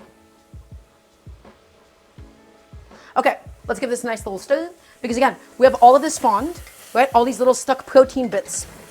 And the vegetables are nice and wet. we can basically use the water to scrape up anything that is stuck to the sides of the pot. Okay? The vegetables will naturally have a little bit of liquid present. We're looking to essentially cook these down, evaporate said liquid, and get them nice and fried again. Okay? Gotta go. Had a lovely time. Well, Munha, thank you so much for stopping by. It's just lovely to have you as always.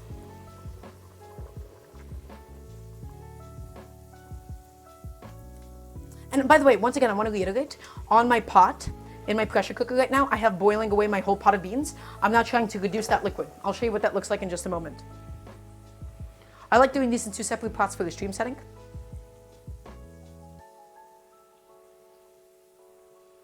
Okay. Just gotta check up on some notifs really quick.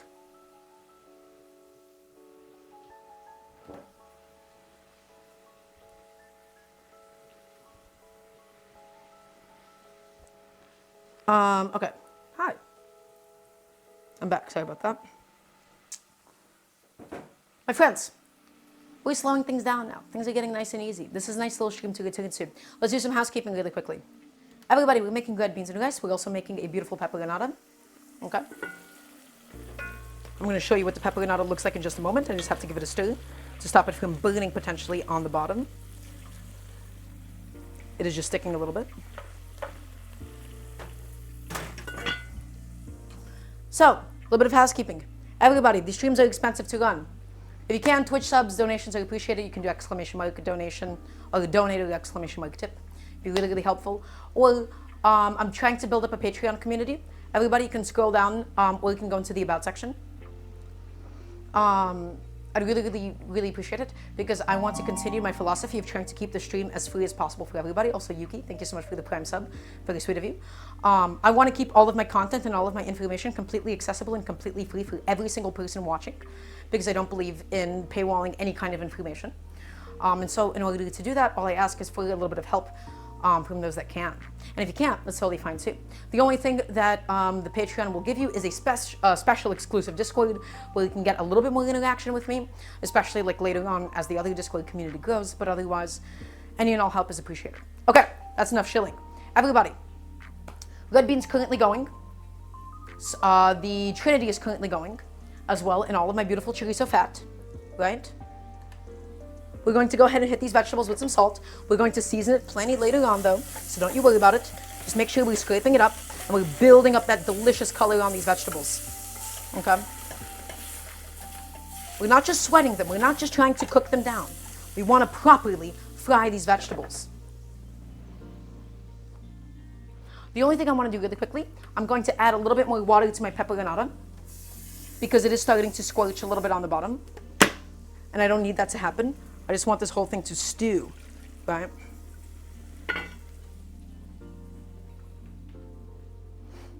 Also, whoa, thank you so much for the $3. I heard the sound and I walked away.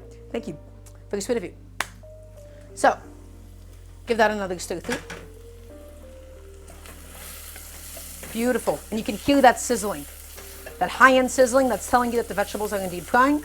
We're going to go ahead and hit this with some salt.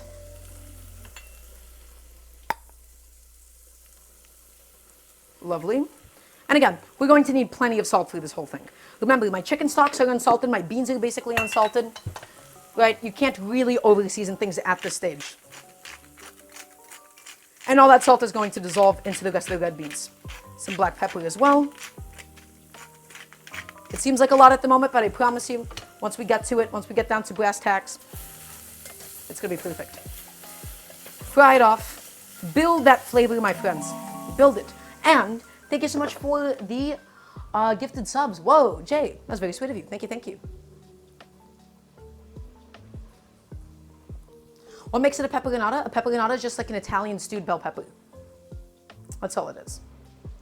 Jay, thank you so much. It's very sweet of you. But yes, it's an Italian pepper stew, and I'm just kind of adapting it to what I'm doing here today. How do you make good bread, Jack? That's a good question. That's a very complicated question. I don't make bread at home because it doesn't fit into my home routine. And I don't eat bread often enough for me to justify learning how to make it a little bit more. Bread is a massive rabbit hole. That's not me trying to intimidate you. That's me just trying to explain that you're not asking a very simple question here. Is chorizo typically spicy? It depends. Typically not really. In my experience, not really spicy. It has spices in it, but it's not spicy per se.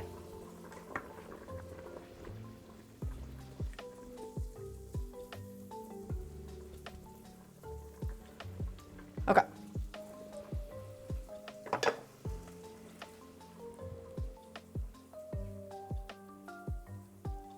Is it pronounced Mavier? I thought it was Moviel. No, it's Mavier. I'm pretty sure it's Mavier at least.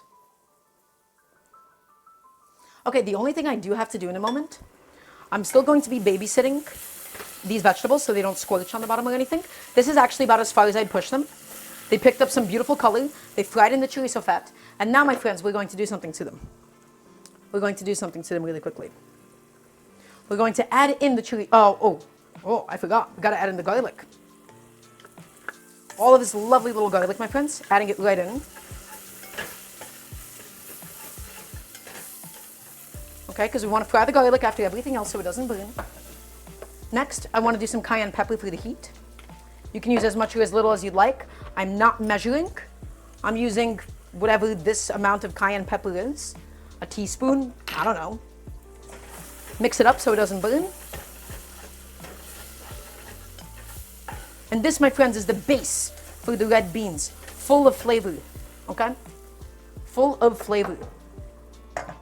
And now that the cayenne pepper is fried a little bit, I'm adding my chorizo back on in. And we're just gonna shut off the heat a little bit until it's ready to take on the beans. Just shut off the heat for a sec, and we'll worry about the beans. Woof. We're doing a lot right now. We're getting a lot done. Let's get some more light in here. Perfect. So, Le Creuset. Let's go ahead. I'm just going to grab this bad boy. I'm going to grab it. I'm just going to set it aside over there.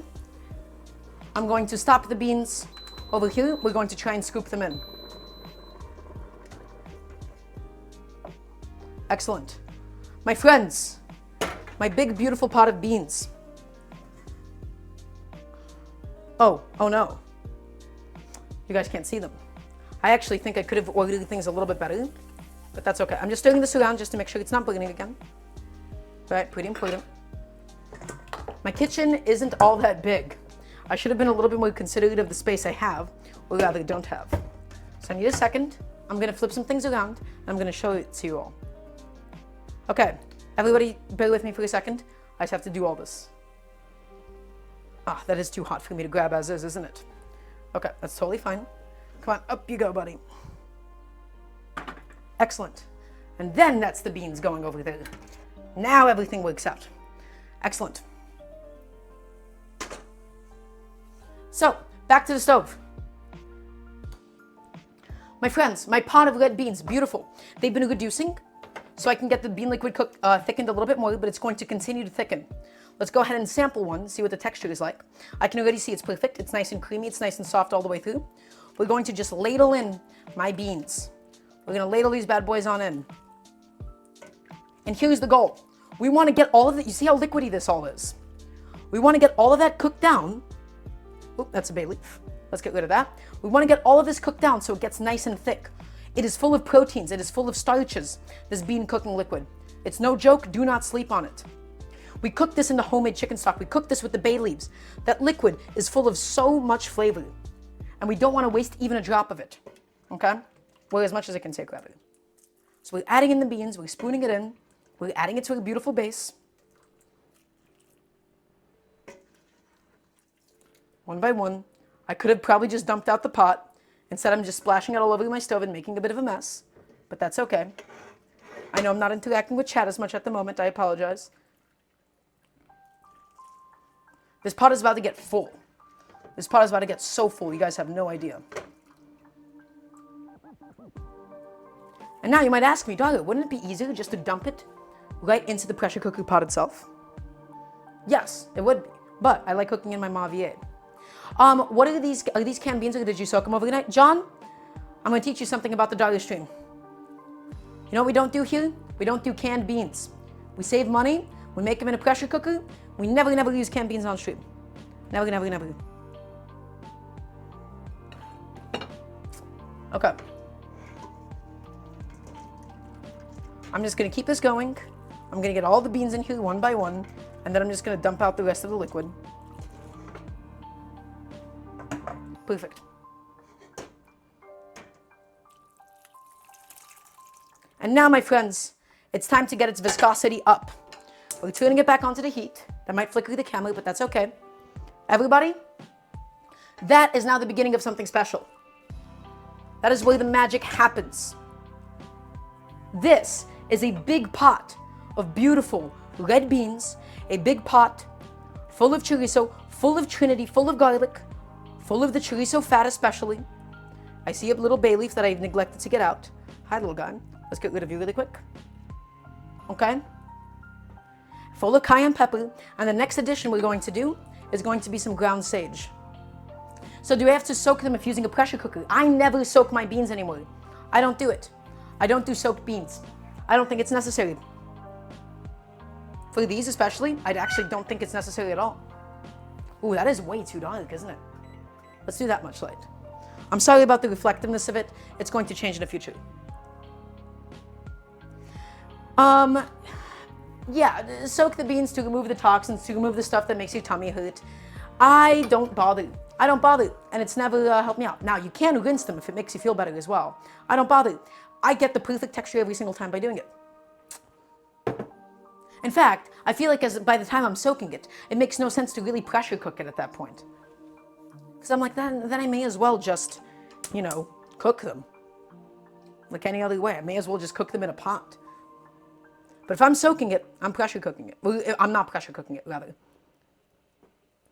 Okay, so what is the goal here? The goal is to get all of this nice and reduced. The last addition I'm going to do is going to be some ground sage. Not a lot. You don't want this to become overpoweringly sagey. This is maybe about half a teaspoon's worth.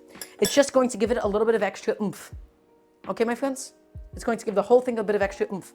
And as this reduces, it's going to get more and more viscous. It's going to get nice and saucy. And all of that trinity is just going to melt down beautifully. Okay, that's going. That's great. I'm going to put some things away. Sorry for how much my back has been turned to all of you today. I really appreciate you all sticking with me. Does everybody follow? Does anybody have any questions at this point in time? Any comments, any concerns, anything they want to talk about? Their feelings, maybe. Well, maybe not that. Time to place. I'm just putting some things away really quick, just getting rid of them now, so I don't have to worry about it later on. No question, chef? When can you fax me this food? I'm too tired to get food. When you come to New York, I can't wait to cook food. It'll be great. Okay. I don't think I time things nearly as well as I usually do on stream. I'm like juggling a lot of different things right now, which is fine. It happens to the best of us. Okay. What is the meaning of life, chef? You want me to answer that? Do you guys want me to genuinely answer that? Because I have a genuine answer for you if that's what you want to hear right now. You guys want to hear my genuine answer?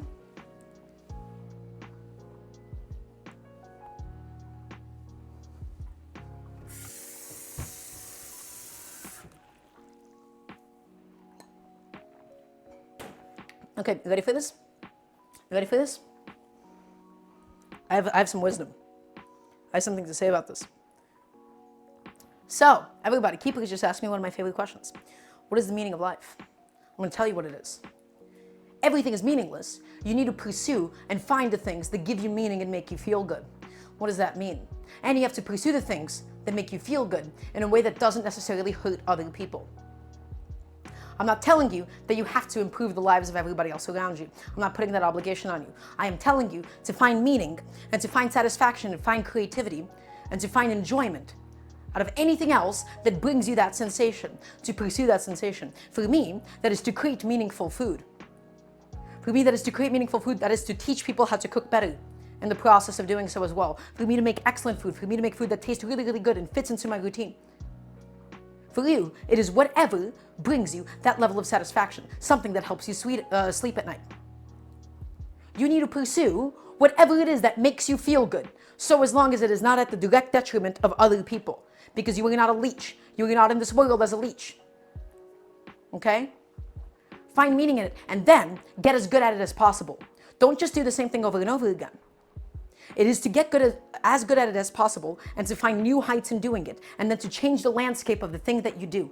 To be able to innovate upon it and to be able to revolutionize it and to push its understanding over the course of your lifetime. That's what the meaning is. You have to find whatever it is that makes you feel that way. Whatever it is that tickles you in that direction. Because otherwise, there's no point to not pushing yourself, right? There's no point to not constantly pursuing things that make you feel good. There is no such thing as an objective meaning. But the only thing that is real are chemical and physical sensations that make you feel pleasurable, right? That make you feel good. And for me, that is to do stuff like this. Okay, great. I hope that answers your question. My friends, the beans are going. And over time, we're going to reduce the heat ever so slightly. It's going to be perfect. I'm going to take a look at my peperonata. See how that's treating us right now? The peppers are getting nicely stewed. They just got to keep going. We're going to keep pushing them. We're going to keep them cooking. I want this to be broken down. And I'm also going to get started on the rice simultaneously. Lid on. Keep it going. Sweet. My friends, let's do some rice. So, I'm going to brag about something right now. I'm going to brag about something. This is the thing that I brag about every single time on stream. Because guess what? It's just true. I make perfect stovetop rice. I do not need a rice cooker. I make perfect stovetop rice every single time. Number one, this is Haiger rice I'm using. I don't like using other types of rice at home anymore because I'm trying to include a little bit more fiber into my diet. Haiger rice is in between white rice and brown rice. It has the germ intact and the bran shaved off. I don't like the texture of brown rice. I don't like how lacking in nutrition white rice is. Haiger rice has some of the original fiber preserved in a grain of rice, and I love it, and it still has a texture of white rice to me. Some, but not all. So, that's right. I love using Haiger rice at home, even if it's not traditional. It tastes great, and I have a feeling that, you know, in the modern world, we eat so much processed grains that are completely devoid of its original nutritional value. So much of it that's been cleaned, so much of it that's been processed to death. This is a nice way of getting just a little bit of fiber back. Everybody, here's the rules to make perfect stovetop rice. Number one, you need a 1-to-1 ratio of water to rice with just a little bit on top. The more water you add, the more gummy the rice is going to be. The less water you add, the drier and more granular it's going to be. Number two, don't stir it. All we're going to do is just bring it up to a boil, drop to a simmer, and cook it for 15 minutes, and it will be perfect. Okay? I'm going to wash this off camera. I'm going to be responding to chat while I'm washing it. Everybody, please keep me entertained as I'm doing this process. Now, washing rice is not absolutely essential or anything. Mostly, it kind of just makes people feel better. It gets rid of a little bit of starch. It gets rid of any of the stuff that might be on the rice itself. But I'm going to show you how to make perfect stovetop rice every time. Okay? Actually, I think I just need a little bit more for today. That's not enough. And my heat on these beans is too high. They might start scorching on the bottom while I'm washing. Okay. I'm going to get that done now. Everybody, I have chat open. Please keep me entertained. Chef inspired me to try Haiger rice, and I think I'm a convert. I'm glad you like it. Do a freestyle. Keep please, I can't do that. And my trip was lovely. Thank you, Daramgar. It was excellent.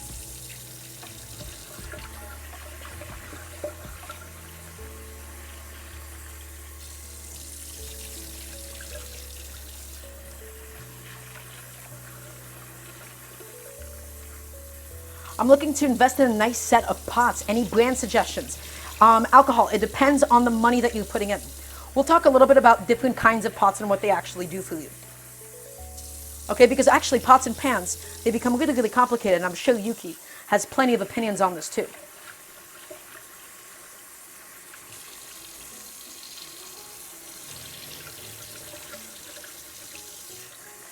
So I'm going to answer that question in just a second.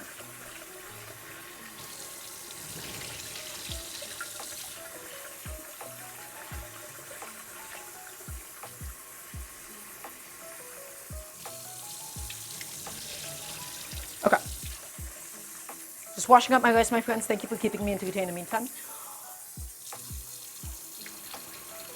Oh, guys, I think this is for the first time ever. I'm getting more questions than I can keep up with. This is a very fun and new sensation for me. Whoa, that's cool. That's not a problem I've actually had before.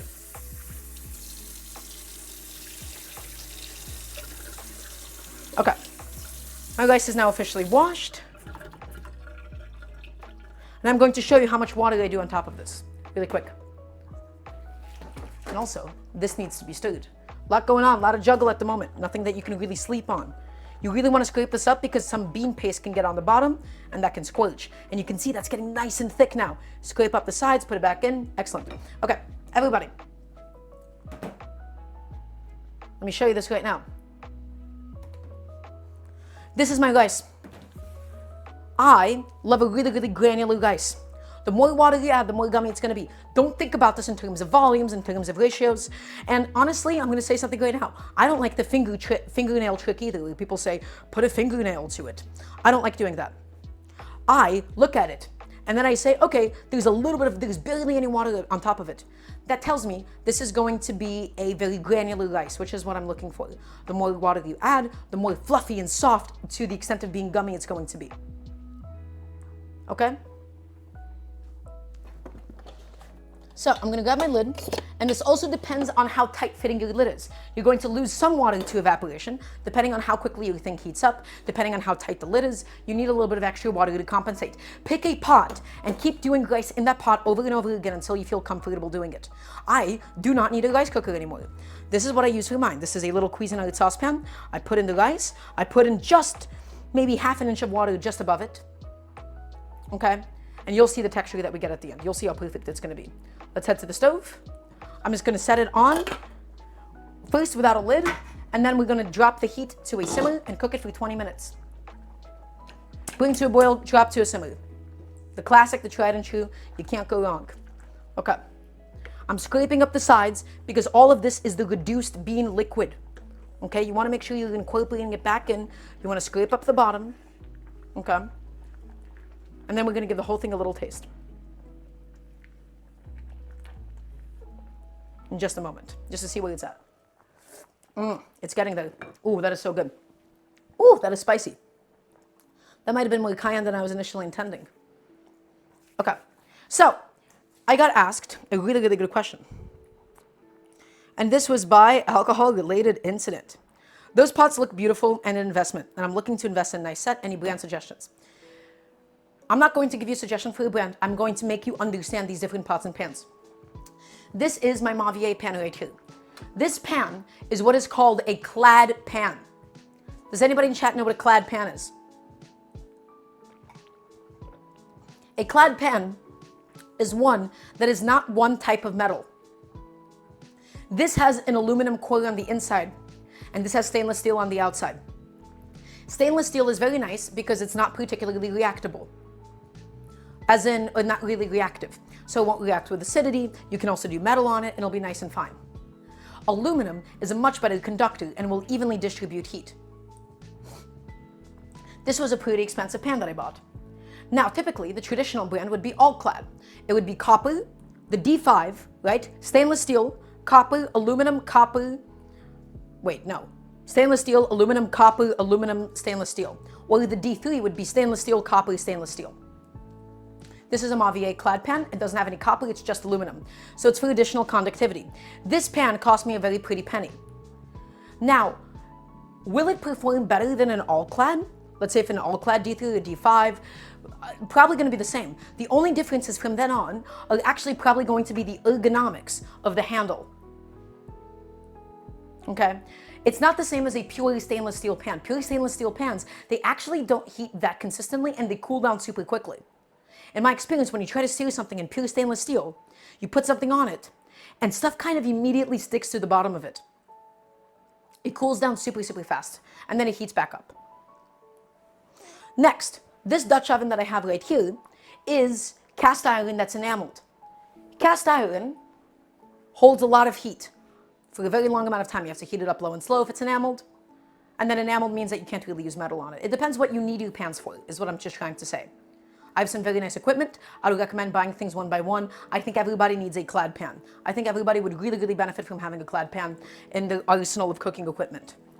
Okay, giving this whole thing of beans a nice little stir, or a big stir depending. And I think I'm gonna start transitioning on over to a silicone spatula. I'm gonna be doing a silicone spatula from here on out because I really wanna scrape up the sides. Okay, I wanna scrape up the sides and I wanna get it back incorporated into the beans. I don't want any dried out sides to sit there and burn, right? It's going to help continue to thicken the beans. And you're going to see how perfect it's gonna be really, really soon after. Okay? I hope that answers your question.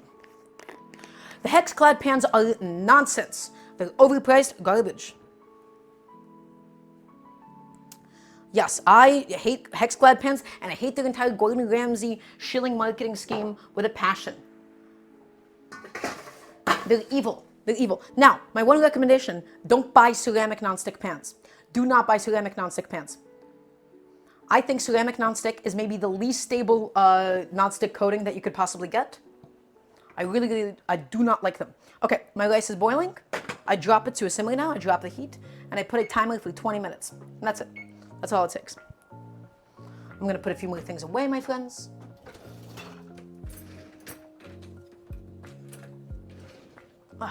Let's get this out of here.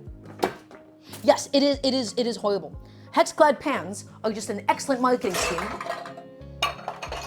that sells you overpriced content influencer garbage. It's really, really brutal. All of these bad faith, guys, I'm gonna tell you something right now. I will never take a sponsorship, ever, from probably anybody, but it will only be from a brand that I actually care about, that actually impressed me.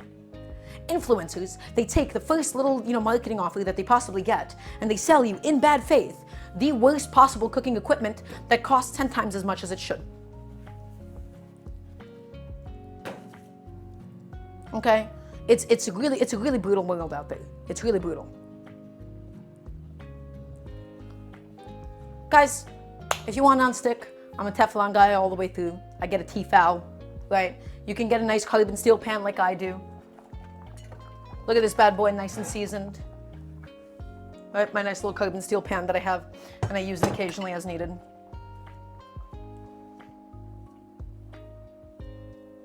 It's all of the inevitable shilling, but guess what? I want to talk to you about my mission. I want to talk to you about my vision of these streams. These streams that I'm doing right now, I never want to promote a product that I can't get behind. I want to keep these to be completely free for everybody to watch. And guess what? Whenever you have traditional media that is free, on TV or anything else, on YouTube, it's not actually free. You know what you're paying with it? You know what your actual cost of admission is?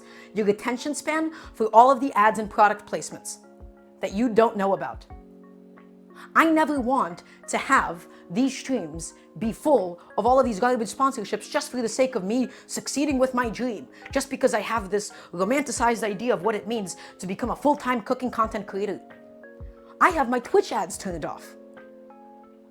And I plan to keep it that way too.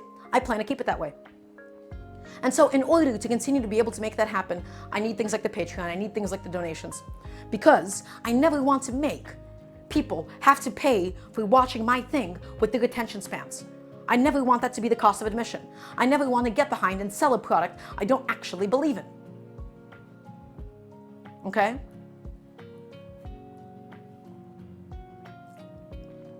Let me tell you something right now. I don't know if I should say this, but maybe I will. Guess what I got emailed about? You know who reached out to me to email me that offered me a little something? HelloFresh. That is a system that I, truthfully, despise. I despise it. The waste, the plastic waste that goes into it, how they overcharge you for things that are sometimes even cheaper to go out for. These meal delivery service options are awful. Are horrible. I hate it. I will never do it. I don't know if this was a good idea or not to probably say that out loud, but it's just bad faith businesses that profit off of selling an idea of convenience culture. And yes, there is, of course, accessibility reasons, and I'm not trying to dismiss those. Don't you think HelloFresh is better cooking than not cooking at all? My answer is that is how they sell it.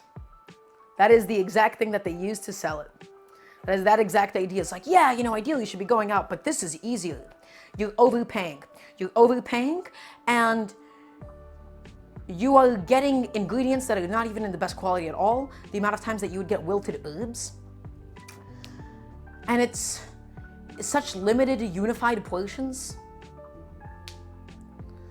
Right? There's no creativity element. You're not learning anything. You're not learning how to build or build an understanding of something. Yes, I know neither are great. But what I'm trying to say is, it's somehow even more expensive, and you're not building up a home ecosystem. Everything that I try to teach at home is how to build up a home ecosystem of, okay, you have this different produce, you use it for this dish, and then next time you're going to use that for something else. That's what I really want to teach people to do at home, to build up that understanding so that nothing really goes to waste. With something like HelloFresh and everything being exactly pre-portioned, there is no ecosystem that you're building. You're not really learning how to cook through doing that. You're learning, it's very product first and not about intentionality. It's not my thing. I don't like meal delivery services. And thus, I will never want to take a sponsorship from one.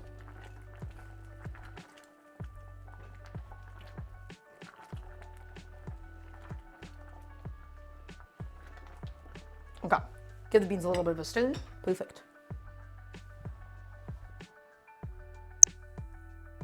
They'll go bankrupt shortly? Sure. Okay, let me see. But yes, it doesn't build intuition. It doesn't build an understanding of anything, right? All it does is like, this is what you're going to do, and it doesn't really explain anything about it, and you're not building up an ecosystem at home. Yes, yeah, it is a bit of a tragedy that there is like no home economics anymore, but the point is, what I'm trying to say is, if you're watching this stream, I want to help make food more accessible overall. I want to help make it easy, I want to help make it fun, and I want to help make it interesting. Everything that I do on these streams is home food. And some things take longer than others because I'm really like padding it out so that it would fit over the course of a stream.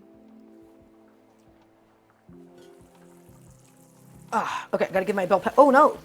My bell peppers ended up squelching a little bit on the bottom. A tragedy. I go on this long-winded rant, and my bell peppers are, oh no. That's okay. It just got a little bit dry at the bottom.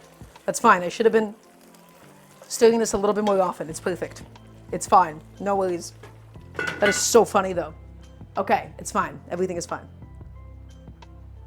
Anyways, point is, I'm not just talking shit about HelloFresh, is what I'm trying to say. I want to be that alternative gateway for people to be getting into food. I want to be that change. Okay, so I'm not just bashing it for no reason. I would like to provide that alternative. Okay? That's what I'm mostly just trying to get at here. I understand what it does, but what I'm saying is, I think I can do it better. Oh, the Peperonata is awesome. That is really, really good. Okay. Anyways, I'm not trying to talk shit for no reason. These are all things I've thought quite a bit about. Right? Oh, guys, these red beans, they're coming out excellent. We're going to give them a little taste in just a moment for seasoning, just to see how it's doing. Okay. Grab a little teaspoon. And so the things that it should be missing at this point, we're going to finish it with some Frank's Red Hot for the acidity. And it's probably going to need some additional salt. Would I ever make sushi? The answer is at home, not really, aside from as a novelty. Because I don't have, ooh, that's really yummy. I don't have really good fish near me. Yeah, that's mostly, I just don't have really good fish near me.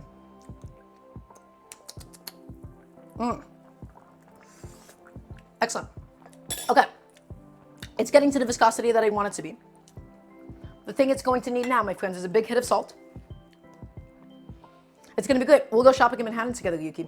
We'll go to a fish market. We'll do everything you want to do. It'll be awesome. Big hit of salt. This needs a lot of salt. This needs a lot of help. And then it's going to need plenty of Frank's Red Hot. This is for the acidity. You can use crystal. You can use whatever hot sauce you want. I like quite a generous amount of Frank's. Dump it on in. Stir it in, my friends, and we're continuing to cook this down. And the reason I don't add salt sooner is because as we're evaporating liquid, we will be concentrating any other existing salts. So you don't really know how much salt you need until you're at the end viscosity of a dish. And yes, these are red kidney beans.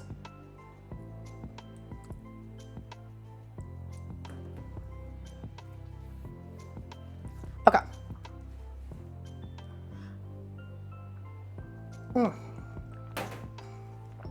No, no, Cream, let's be nice to Jay. Jay isn't around the streams all the time, okay? Jay is a friend. It's also lovely to have you, Jay. Oh, perfect. That's looking super, super good. Okay, my friends. The peppers, I'm going to give that another stir yet again.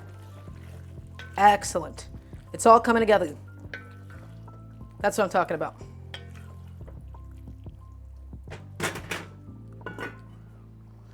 So my friends, a little bit of a recap. We have the red beans going. So we pressure cooked the beans in homemade chicken stock that I did with chicken feet, in some bay leaves, and we let that go. I fried up some chorizo, I took it out, and I added in some of the Cajun trinity, some of the Creole trinity, right? Bell pepper, celery, onions, quintessential to Louisiana cooking. We added in some garlic, we added in some salt, some pepper, some cayenne, some sage, okay? And then we added the beautifully cooked beans that we did in the pressure cooker. We threw it on in. We're cooking all of it down. We're getting it nice and saucy, nice and viscous. We're making some rice as well to go alongside all of it, and we're going to finish it with the hot sauce. And then another pot, I have my Creole-inspired Peperonata. So I had some more of the Cajun trinity, the bell peppers, the onions, the celery, okay? I had it cooked down in a bunch of olive oil this time.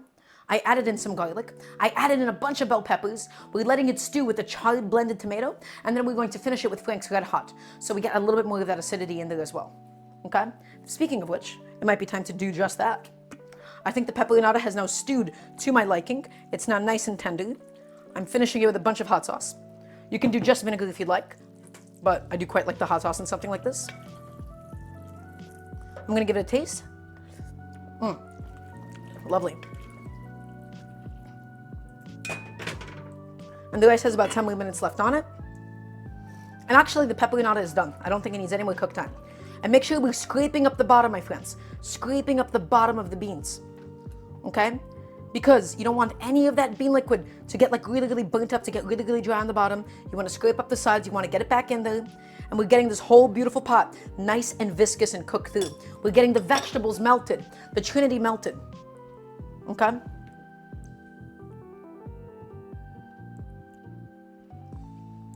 Oof. Guys, this is the fastest moving chat I've ever had today. I think I'm beginning to actually struggle to keep up with it. I've never had this problem before.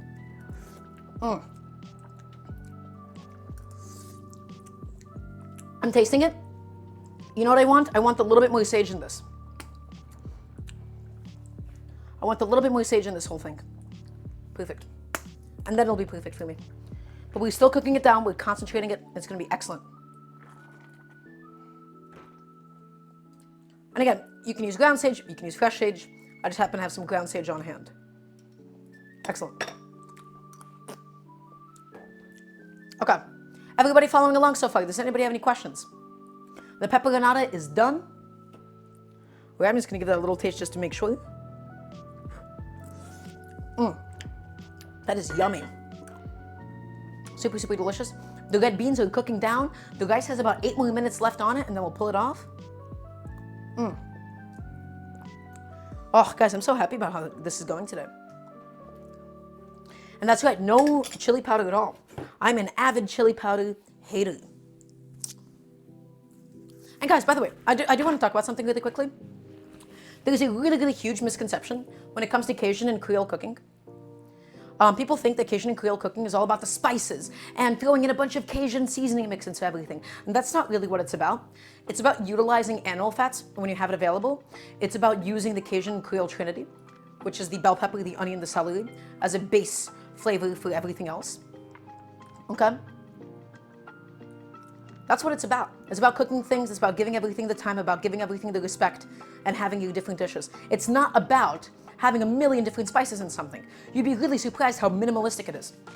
It is one of the things that I see people get wrong about it all the time. Your red beans doesn't have to have a million things in it. It just has really good quality chicken stock, really good quality chorizo instead of the andouille. It has some sage, but that's really the only spice that there is aside from the cayenne. Some acidity from the Frank's Red Hot as well. It's really, really simple food above all else. And that's exactly what it should be.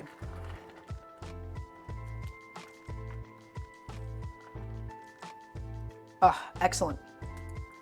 You're getting there, my friends. That is what I'm talking about. And that is the beauty of the bean cooking liquid. It makes everything so nice and viscous. It's excellent. Do not waste it.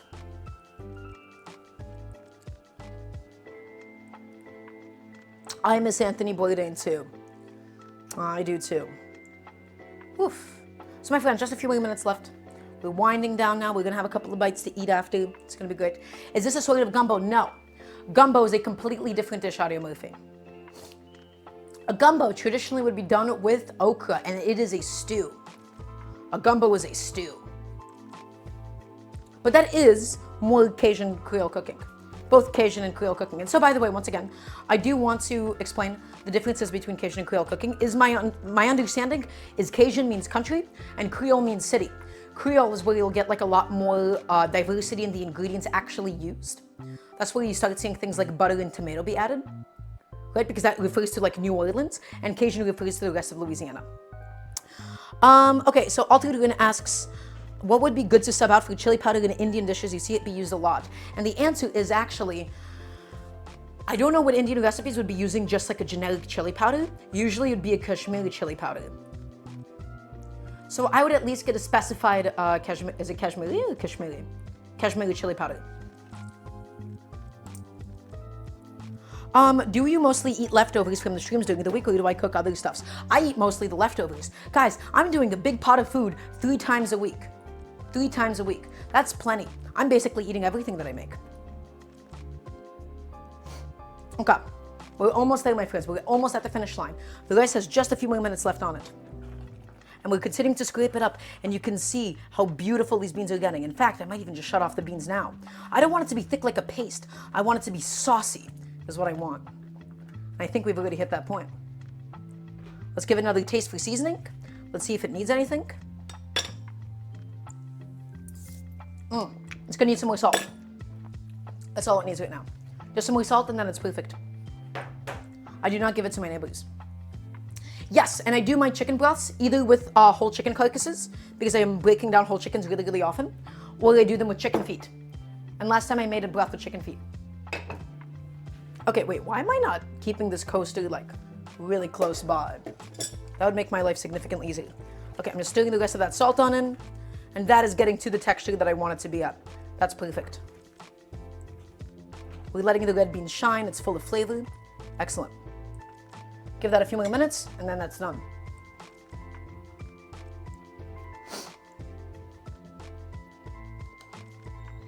Okay.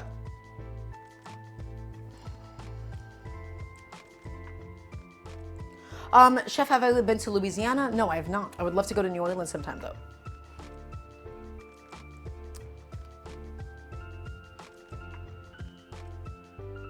Okay, let me see. Oof. No, that is not how I eat off stream. I eat everything basically that I make here. Guys, if I've been a little chaotic, has this stream been like a little too all over the place for all of you? I think for the first time I'm actually just not able to keep up nearly as well with how much like chat I've got going on.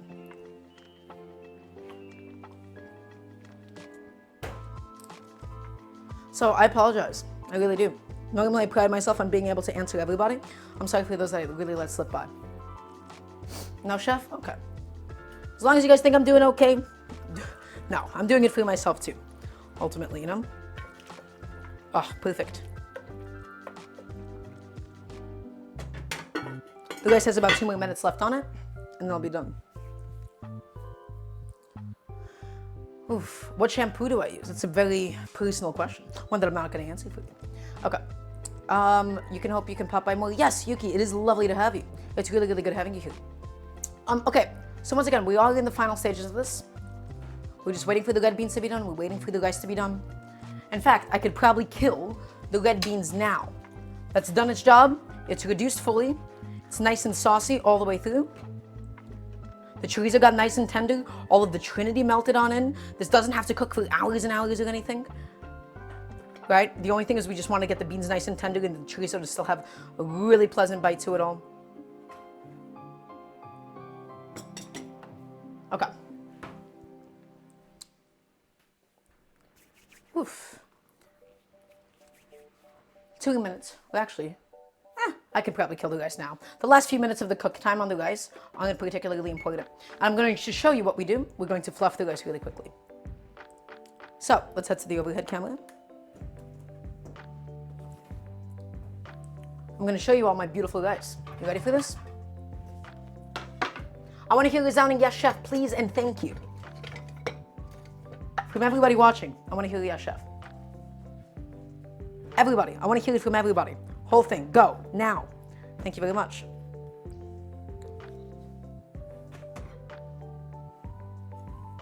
This is my rice. Woof, get it out. Stop it, thank you. This is my rice. Perfectly done on a stovetop. I do not need a rice cooker. Look at this. Look at the perfect grain individuality. Look how granular it is. It's not mushy. None of the rice granules are actually burst. We didn't overcook it. It absorbed the perfect amount of water. Oh, I would love to do a cooking stream with Yuki. That'd be so fun. Excellent. Smells great. Look at the texture on it. Look at the texture. No rice cooker needed. No rice cooker needed at all. I'm serious. I'm so serious. This is no joke. This is serious business. Look at it. You see that? Every single time. Okay. We're going to fold it in really quickly one more time, and then we're just going to put a lid back on it for just a few more minutes to get the final texture that we want out of it. But my friends, let me tell you, I make perfect stovetop rice every single time. Okay, that's been done. And now, oh my God, an overcooked stream would be crazy. I'd be very bad at it because I'm not a restaurant chef by any means. That'd be very funny. And my friends, I want you all to take a look at my beautiful peperonata, my stewed red peppers. I'm gonna just mix that up. I'm gonna show that off to you right now. Ah, that looks really good. Okay. I'm going to show you all that right now and what that looks like. And we're going to plate up. Take a look. Look at this. Look at all that trinity. All the cherry tomato, all the bell pepper, a little bit of hot sauce. Perfect. Nice and spicy. Delicious. In fact, the last thing we could do, we could finish it with a little bit of olive oil. That is also fairly traditional to do with a peperonata. So we cooked it in olive oil, and we're going to add a little bit more at the end. Okay. I'm just stirring it in. Okay, my friends. What do you think? Is it time to plate? I think it's time to plate. It's time to plate. Let's get that going. So first, I'm trying to figure out how am I going to compose this. Am I going to have the beans in a separate bowl? You know what? This is what we're going to do. We're going to do it on a plate. We're going to do it really, really annoying. We're going to do the meme. We're going to do the rice meme, my friends. You know what the rice meme is? We're going to grab a little container. We're going to fill it up with rice, and we're going to put it down. And then we're going to put other stuff around it. I'm going to show you. We're going to grab a little bowl. This is how we get really, meme-shaped rice every single time. Okay, we filled up the bowl. I'm just going to put a lid back on that rice now. And again, I would have ideally let it rest a little bit longer, but I would like to just get to it. Okay. We're just patting it down, just to make sure there's no air pockets or anything. Right? You guys ready for the rice meme? You're not ready for the rice meme. We're going to take it, we're going to put a plate on it. We're just going to flip it over really quickly, and we're going to adjust the placement of it until we feel it's fit. Rice meme, every single time. Great. And now we have a perfect little pad of rice. It's completely unnecessary.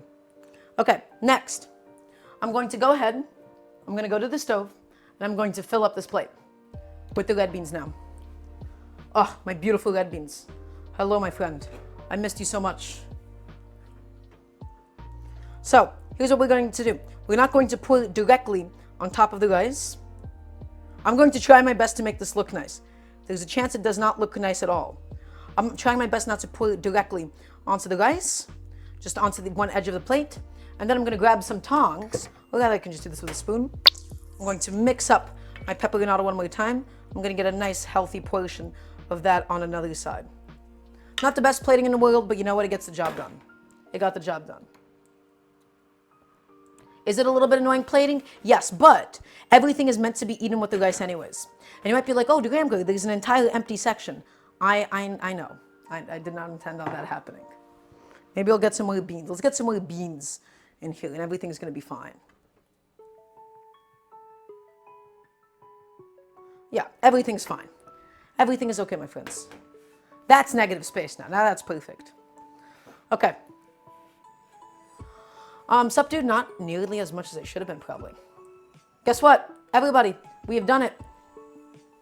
We have accomplished a beautiful red beans and rice and peperonata. It's time to do one last recap session, and then we're going to take a bite together. Just you and me.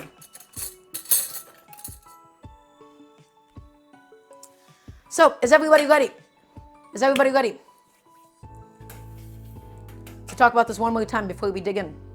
I want to hear resounding guest chef, and we'll describe everything that just happened today. So, my friends, this is my take on red beans and rice, and I made a Creole-inspired peperonata. So first, let's talk about the red beans. We had a homemade chicken stock that we made with chicken feet. Nice and gelatinous, really, really beautiful, super intense. We had an entire pound of red kidney beans. We never use canned beans anymore. We only do dried beans. In a pressure cooker, high pressure, 40 minutes, 20 minutes natural pressure release with some bay leaves. Beautiful, tender, creamy beans. We chopped up some chorizo. We fried the chorizo. We made some of the classic Cajun Creole trinity. The bell pepper, the onion, the celery. We fried it in the chorizo fat. We added the garlic. Okay? We have some black pepper in there. We have some cayenne in there. We have some sage in there. We added back in the chorizo. We added in the beans and all of the cooking liquid, all of the homemade stock. And we let it cook. We let it get nice and viscous, and we finish it off with some Frank's Red Hot. We made some beautiful, perfect stovetop high-go rice. Delicious, full of fiber. And then we made a Creole-inspired peperonata. I took a tomato, I charred it, got it nice and smoky, and blended it down. I fried up some more of the trinity in some olive oil. I added in some garlic. I added in some red bell peppers. Okay? Some yellow bell peppers. I cooked it all down with the tomato, and then I finished it off with a little bit of Frank's Red Hot as well. I want a nice little vegetable dish. Well, here you go. And now, my friends, let's go ahead and dig in. Cheers. Thank you all so much for watching today. Let's have a little bite.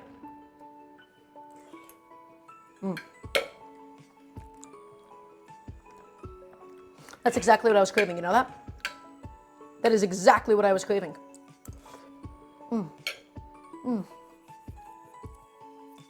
That is delicious. These red beans are delicious. They're so easy to do. I love doing red beans, man.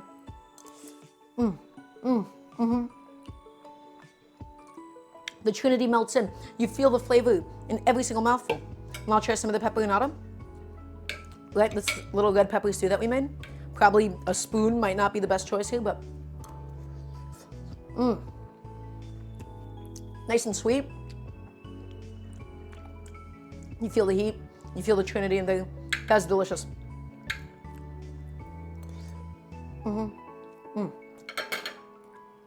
Excellent. Okay, everybody. Guess what? We're going to go ahead and find somebody to grade. Everybody. Final questions, final comments, comment concerns. Anything else that you want to say to me before we sign off for today? I think my little keyboard just died. Oh no. Who's streaming? Rose is streaming? We'll go to Rose after this. Great. Everybody, thank you so much for being here. Quick little bit of housekeeping before we sign off. Please, please, please, please, any and all help to the Patreon will be really appreciated. Groceries are expensive. You know, you can scroll down. You can go to the About section.